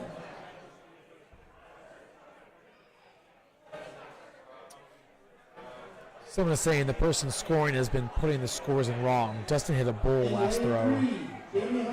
Well, sometimes the scores are flipped, so They did change it yeah. at the beginning of that 5th throw. Did they I change noticed it? that as well. Okay, so they fixed it. But then. it ended up being right at the end. But yes, it was posted incorrectly at first, Okay. and we also looked at the axe wrong. Yeah. Okay, so don't worry. They did change it, so everything's okay. Sorry. and about Dustin that. ends up advancing anyways. Yeah. I guess that might hurt the percentages at the end of the day, if not corrected. But man, I keep eyeing up that cupcake bar over there. I know. I want to grab me one of those too. Also, think I'll be at that coffee bar. I mean, it's gonna be a fun but long weekend. Caffeine is necessary. So this tournament started today at noon, and the first half of the day is the big axe portion, and the second half of the day will end up being the knife portion, which will also consist of 2 brackets, bracket 1 and bracket 2, where the top 2 from each of those will go on to the finals on Sunday. 4 total throwers for knives. We have the reigning world champion knife thrower, Michael Kump. He will be throwing later on today.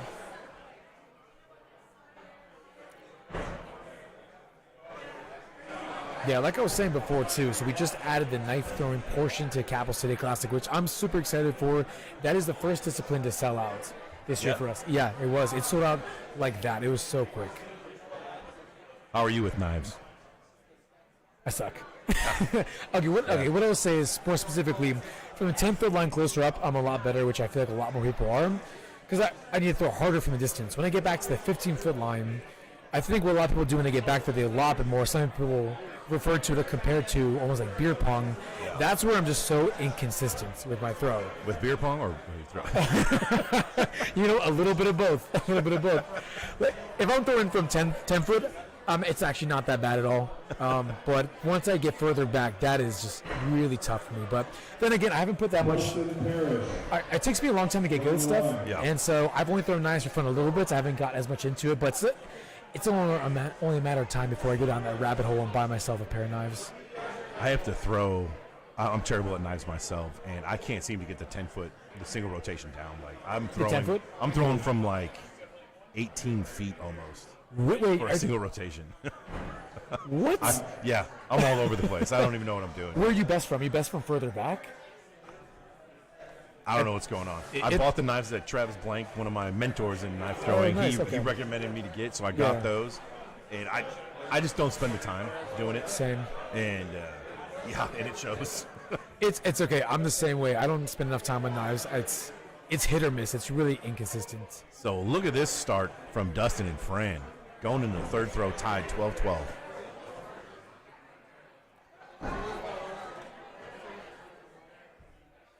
Looks like it's going to be a 1-point difference with a 5 and a 4. Judge taking a closer look on Fran's axe. Ruled a 4. So Dustin going to take a look at it. Even Dustin wants to see it. yeah, Sure. despite the 4 being thrown, when Dustin throws that 5, it's not that much damage. They're asking for a second opinion. Even Dustin looked at it, dude. This honestly, one thing I love about this sport, out of a lot of the sports you're in, the sportsmanship. Yeah. Even if the call that was made to your opponent benefits you, most people will go over and be like, no, that's not right. You deserve that point. That was made glaringly obvious in the World Championship when Michael Philibon called a second opinion on his own axe. Yeah, when that did he happen. was playing Dylan Teets. Yeah, that's right. He called a second opinion in the semifinals of the hatchet portion of the World Axe Throwing Championship, and it was ruled a lower score than what was initially called, and that just shows the sport's about, and Mike Philibom's character. Yeah, He sets absolutely. the standard and the bar for what this industry represents and what we'd like to see moving forward. And I've told Mike this, hats off to him for doing that move. That was And nonetheless in the pretty World awesome. Championships too, Yeah, where yeah, everything's yeah. on the line too. Yep. People in the sport, they want to win, but they want to win in the right way, and I respect that. For sure. 1 point difference going into the final throw. Ooh, let's hope. Let's get some kill shots called, please. There we go, going up.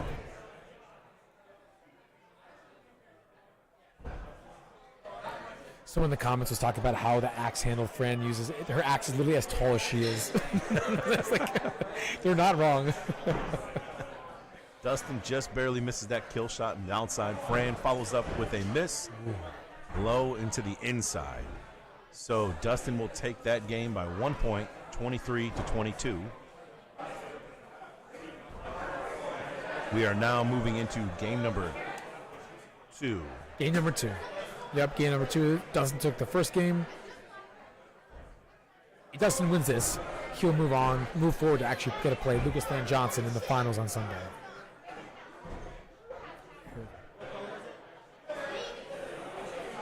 Do you see Fran's expression? Yeah. See the bullseye down the middle. She's like, seriously, why now? Got to keep it loose, Fran. Yep. Loosey goosey, baby. So we're getting bracket 2 started here right now, I believe. So it is 2:42 local time. First throw, bullseye from Dustin, and it looks like a 5 from Fran. 1 point difference going into throw number 2. Dustin took game number 1 of the B bracket finals that we're watching right now. Lucas Johnson, the A bracket representative.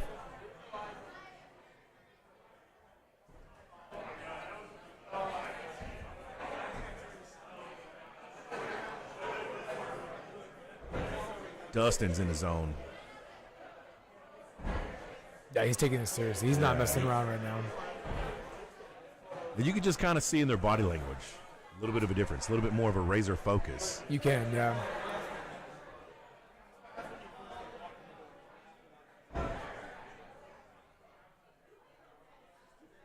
And he's definitely very focused too. The Wellman Garage is on my list of venues to go see. Yeah, Yeah. that'd be cool. See where all the magic happens. Yep. Goose's venue up in Alberta is one of them, along with the Garage Mahal from the Kolomayas. I would love to see Goose's Garage. I would love to see that too. No, Goose, yeah, his workshop, yeah. The Philly Space is another one. I don't know if they still do the Philly Space. Anyone out there from Philly know if the Philly Space still exists? I can't believe all the time. I've been to Philly 3 times for axe throwing, and I never once went there. Really? Oh, yeah. I've been in Philly one time. I've been in Philly a couple times, but generally just driving through it. I don't spend a lot of time there. But last time I was there, I was there for a concert. I had no time to visit anywhere. I definitely would have gone axe throwing if I had any time. 2-point game going to throw number 5. Dustin took the first game. So in this game number 2, this is a must hit from Fran. This kill shot must hit. Dustin throws a kill shot. Ooh, Fran misses to the right. Fran's axe just turned a little bit inside at the last minute. Dustin ends up winning. 31 posted by Dustin to advance. So Dustin, hats off to Fran. What a run she had. Yeah. Oh, for sure. Great run by Fran. She was on fire. Excellent big axe thrower. Once again going deep into a big axe tournament. And I know it's heartbreaking for her being a competitor and all, just cutting up the bubble thrower. Yeah. 1 out. And to be honest, even though she may have gotten knocked out just now, she had a killer run. She was on fire, and there's nothing to be sorry about that for her, you know. Congratulations to Lucas and Dustin. We will see them on Sunday. Let's see if anything's going on. No, we need to be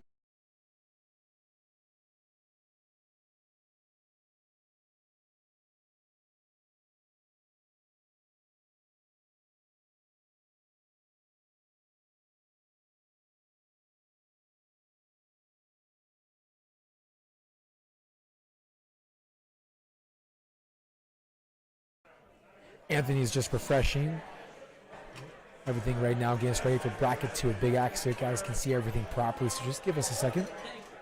And we'll be up and running in just a moment.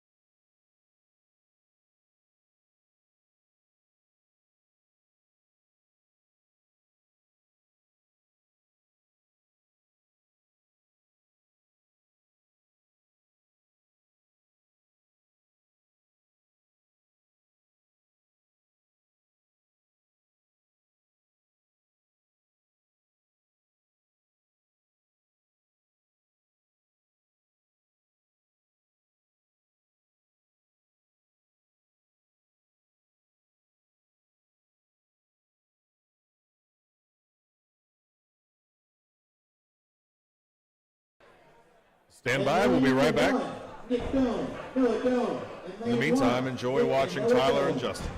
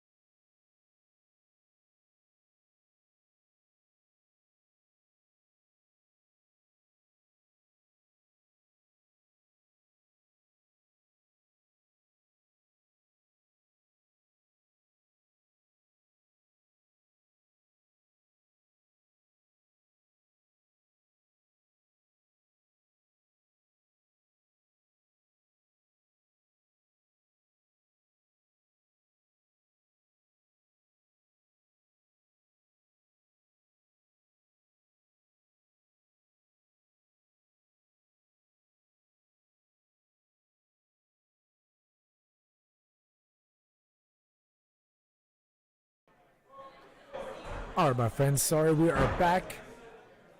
We're starting bracket number 2 of Big Axe today here at the Capital City Classic at Axes and O's in Sterling, Virginia. Let's take a look who we got thrown right now. We're on lane number 2. We got Tyler Flynn. And we also have Justin. Again, I might butcher this and I apologize. Justin Prasad. All right. I think that was the first game, or the first match with Tyler and Justin. Tyler taking it with a 30. Or maybe not. Well, never mind. Don't listen to me. What do I know? I just came back.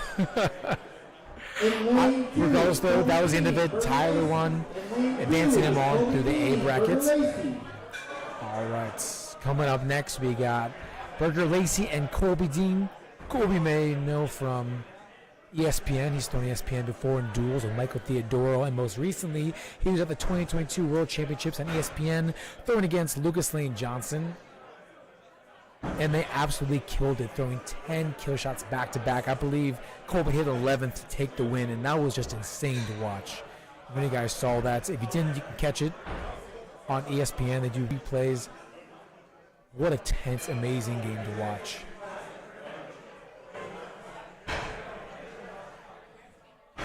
Again, Colby's throwing a very similar axe to Dustin. It's a king, but a big axe version, custom made by Dustin, just like his, but a different handle. It is beautiful. Looks like Colby's throwing it just fine.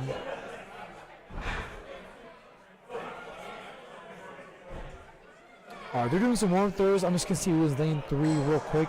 Just want to get you as much coverage as we can. Chris Brown, Ryan Guston. Chris Brown is actually a league member here. Comes here to throw leagues sometimes.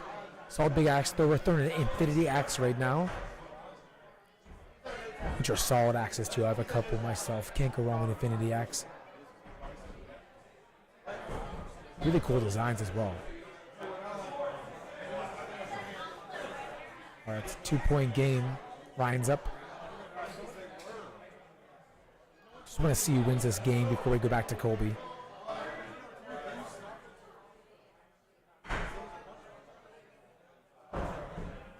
Ooh, looks like a miss on both sides. Yep, miss on both sides. Ryan's gonna take that and move back to lane 2. All right, here we go. I think we're ready to start game number 1. Got Colby and Burger Lacey. Ooh.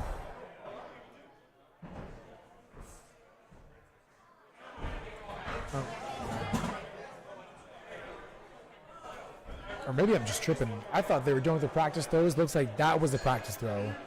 Yeah, thank God it was. Thank God it was. What did I jump into? Yeah. What did they hit? The X's and O's? I thought it was throw number 1. Then Colby hits such a low 4, and the other one person hits like a high 2. I was like, oh my God. So hitting the X's and O's reminds me of a darts story that I had. I was playing this really, I think he's a pro actually in Houston. We were doing warm-ups, and in the warm-ups he said you can't hit the target, you have to go for the B in Budweiser at the top. Okay. And if you got it in the B, in one of the arcs of the B, you either had to buy a beer or a shot. Because the one was significantly smaller than the other. Right. I had to buy him a shot. But I thought it was fun, and I see the O and X's and O's. Hey, send it up there. You know what? I would promote doing that and do a little contest, but I'm one of the people who might have to change that board and repaint once. I don't know how Tara would receive that. Yeah, probably not very well. Yeah, I don't think league members who have to change that or any employees would like that either. So, you know, if we do a contest, we'll make special boards just for that so we can be prepared. But that is hilarious, though. Oh, that is the same 4 Colby threw that was a practice throw. Colby threw lights out on Monday in league with Big Axe. Did he? Yeah, he was doing great. Man. He also missed the first 2 weeks or 3 weeks, so he had 16 matches or something to throw in one night. I love when I make up games because 4 games never feels like enough ever at the end of the league.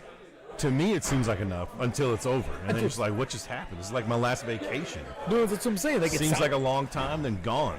If I play 8 games, if I'm making up for another week and I play 8 games, I feel like I have so much time and I don't. So despite having 3 4s, Colby smacks that kill shot, ends up taking that first game.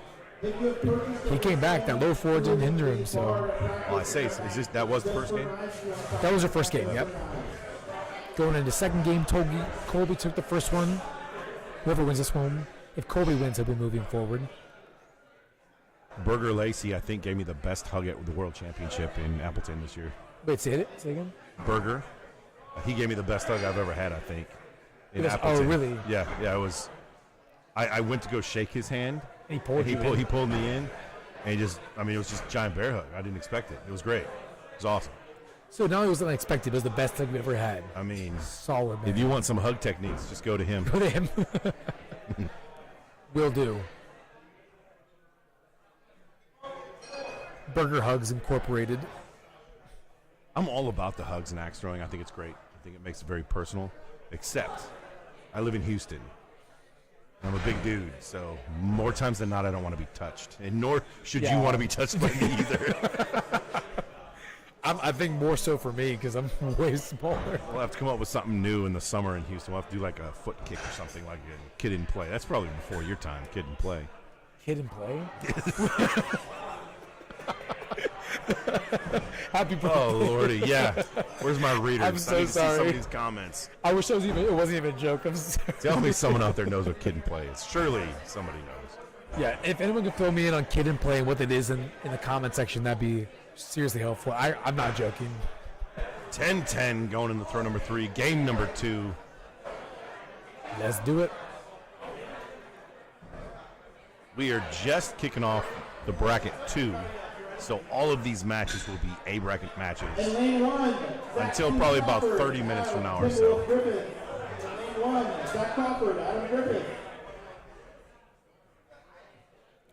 And Colby gets a 5. Burger's getting a 4 is a 1-point lead now, going to throw 4.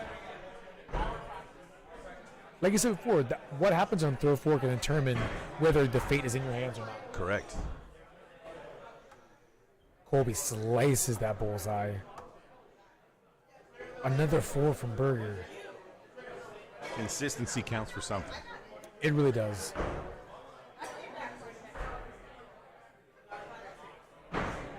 Ooh. Did Burger get it? I think they both missed. I don't think he clipped it. Well, if it was who sucks less, I think Burger would be closer there. Yeah, oh for sure, yeah. Yep. So Colby takes game 2, knocking down Burger to B bracket. Colby stays alive. We're going to jump over to our other lane. And we have Gustin and Chris Brown. I believe it's going to be game 3. I think they pushed it to game 3. Final throw of game 3 right here? I believe so, Kill yeah. shots. Ryan Gustin will take that with 2 missed kill shots, 2 points, 21-19. Chris Brown I was talking about earlier how Chris Brown throws an Infinity Big Axe. Have you ever thrown an Infinity Axe before? Do you like them? They're really cool. There's some really cool designs.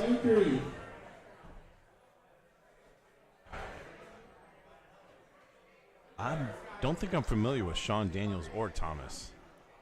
You know, I don't think I am either. But Hello. Anyone out there in our comment stream know who Sean Daniels or Thomas Antoniello? also, thanks, Sean, supporting Chris. Chris is cool. He's a very cool dude. David Klein and Tim. Ooh, definitely know David Klein for sure. He's actually a local thrower, a league member at Axes and O's, also runner of DMV Custom Axes. He was at the World Championship. He was, yeah. He went for knives, he went for hatchet, as well as duels too. Yep. Yeah, he's a good thrower. He's a solid thrower. Also, I like his jersey. The charcoal gray and the red and black looks really good.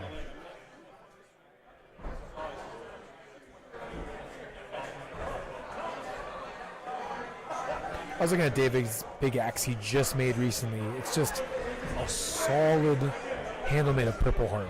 It's gorgeous. Purple Heart's nice. That's good stuff. Yeah. Because he needed to up the weight because it was underweight before and he wanted like a heavier wood. It's beautiful.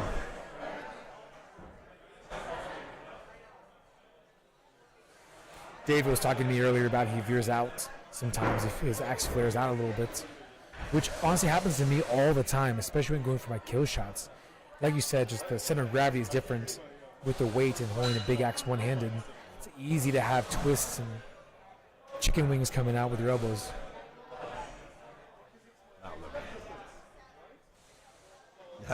It's the first time I've looked at my phone all day today. Oh, really? Well, at least since I've gotten to the venue, I just got a message saying that Dan throws on a far shot owned by Ben in Brampton, Ontario. That's good to know.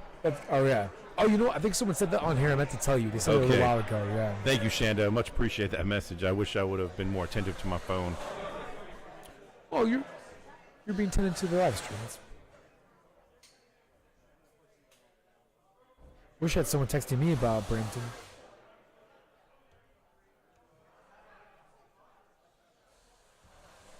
I thought I ordered a cerveza.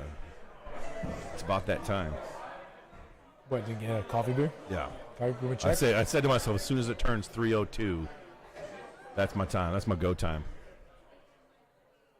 Who do you think you ordered from? Casey, the blonde hair bartender, or?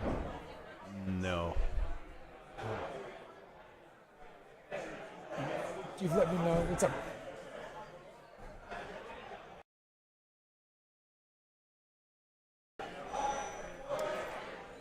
There's a guy right there. So 9-9 going into this throw. That throw number 3 being scored right now. A 4 or 5. I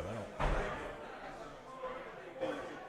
Let's see. It was a 4 for David. 4. 6 for Tim. 2-point game. Tim's up by 15 or 13. All right.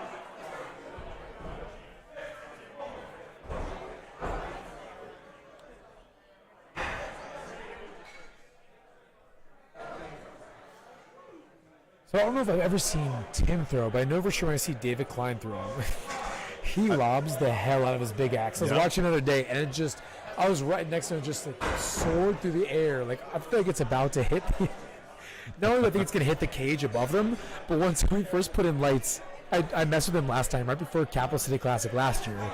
We had just put in lights to illuminate the targets better. And in the last lane 4, you can't really see right now, the lights are in a different position because of where the structure on the wall, and he hit the light with his big axe throw and shattered it. Just shattered it completely. That takes skill. It does, honestly. I give him a kill shot, 8 points right there. In lane 4, Brian Hotz, Leslie Wellman. In lane 4, Brian Hotz, Leslie Wellman. Leslie Wellman. Talk about a good big female. axe store representing females. For sure. And I don't know if you ever watched her throw, but her axe goes way up there. She has a drops huge down. arc, right? Yeah. Yeah. Extremely accurate, though. I don't remember as much with big axe, but I remember more with hatchet. I've definitely seen her throw a hatchet before. She's a solid thrower for sure. Leslie made a good run last year, I remember, here at Axes and O's for the Capital City Classic.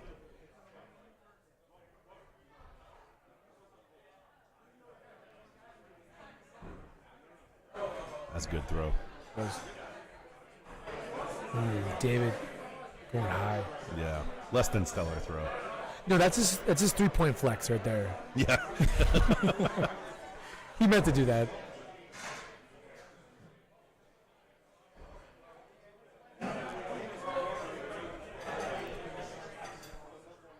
In Hatchet tomorrow, I'm going to throw a 3-point flex for my warm-ups. Oh, yeah. Oh, yeah. Go for it. Throw an axe. Don't tell anyone I said that, though. Yeah. It's going to be a surprise attack. I'll keep it secret. Let them know I was going for the bullseye. Oh, gosh. Shake that one. I'm throwing one-handed, so when I call my kill shots, I'm going for the low ones. Just make my life easier. I may not get it, but in my heart, I know I did. Couple good throws there, marking sixes. There you go. David getting back on track. He got 3, a 4, and a 6. He's working his way back to that bullseye. I mean, we talk about, baseball. Are you a baseball fan? I actually played baseball for 10 years. Really? Before, yeah, a while ago, yeah. So, Hall of Fame baseball player, batters, 300 average, right? Right now, the average big axe thrower is hitting that bullseye about 30% of the time. So, 30% of the time hitting that inch-and-a-half bullseye from 15 feet, not an easy thing to do. These guys are making it look easy. No, not at all. You know, Lucas Johnson makes it look like it's routine. Well, it is routine for him. It is. It's like muscle memory. Him and Tyler, I mean, good God. It's like clockwork. It's just like, that's the thing I was talking about. They make it look so effortless. It's just every day. I also think about the fact that when I throw, I think about baseball pitchers, they step into it, right, which adds motion. But pitchers, you know, MLB can be so accurate when they're stepping into it. There's a lot of motion in their whole body. And I was thinking about that. I always don't want to step, but I think about what if I do. Baseball players can do it from way further away and be so accurate, get that ball right where they want it to that the catcher's glove. Why can't I step and get it right to that bullseye 15 feet away, 12 feet away? But I never do it. I don't know. At least in league, I don't do it. Maybe in practice. But. Greg Maddox. Do you know who Greg Maddox is? What's up? Do you know who Greg Maddox is? Or, Yeah, or am I dating myself again in my age? No, yeah. What do you play for, though? He was a longtime Braves pitcher. That's right, that. Okay, yeah. But he never threw the ball at the velocity of a lot of major league pitchers did. He was a little bit lower. I think he could bring it in just low 90s is about the top, but low 90s was like his normal, high 80s for a lot of his pitches. But he could place the ball so well, every 2 inches on the plate, anywhere you want. So for him, it wasn't about speed. It wasn't about how hard or the speed you're throwing the ball. It's about being consistent and doing it the same way every time. Well, he had a theory that I can throw a pitch and know where you're going to hit it. So I throw less pitches. I might be mistaken here. Pretty sure he threw a complete 9-inning ball game with like 70 pitches or 72 pitches. Jesus. Just because he had a theory of, I'm not going to try and strike you out. I want you to hit the ball. Yeah. Which engages your fielders and everything, so that's great. You're not wrong. He wants to have a good game. He wants to have a fun game. But also it's the part about trying to anticipate what's going to happen. Like you can never fully, as a human, but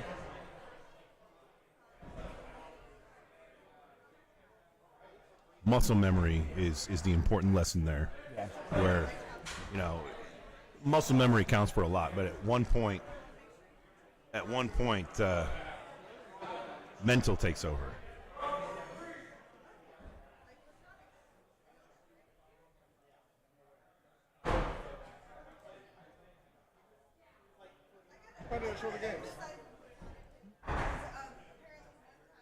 Kurt Miller, Adam Fortner, on our screen right now. Fortner in the black, Miller in the orange. I'm sure there's a creative name for that color, not just orange. It's a burnt orange, I think. I'd say a burnt orange.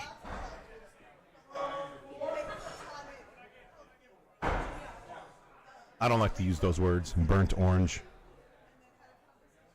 I'm not a fan of UT, University of Texas. Why not? Because they denied my application when I applied to them. So I went to the University of Houston instead.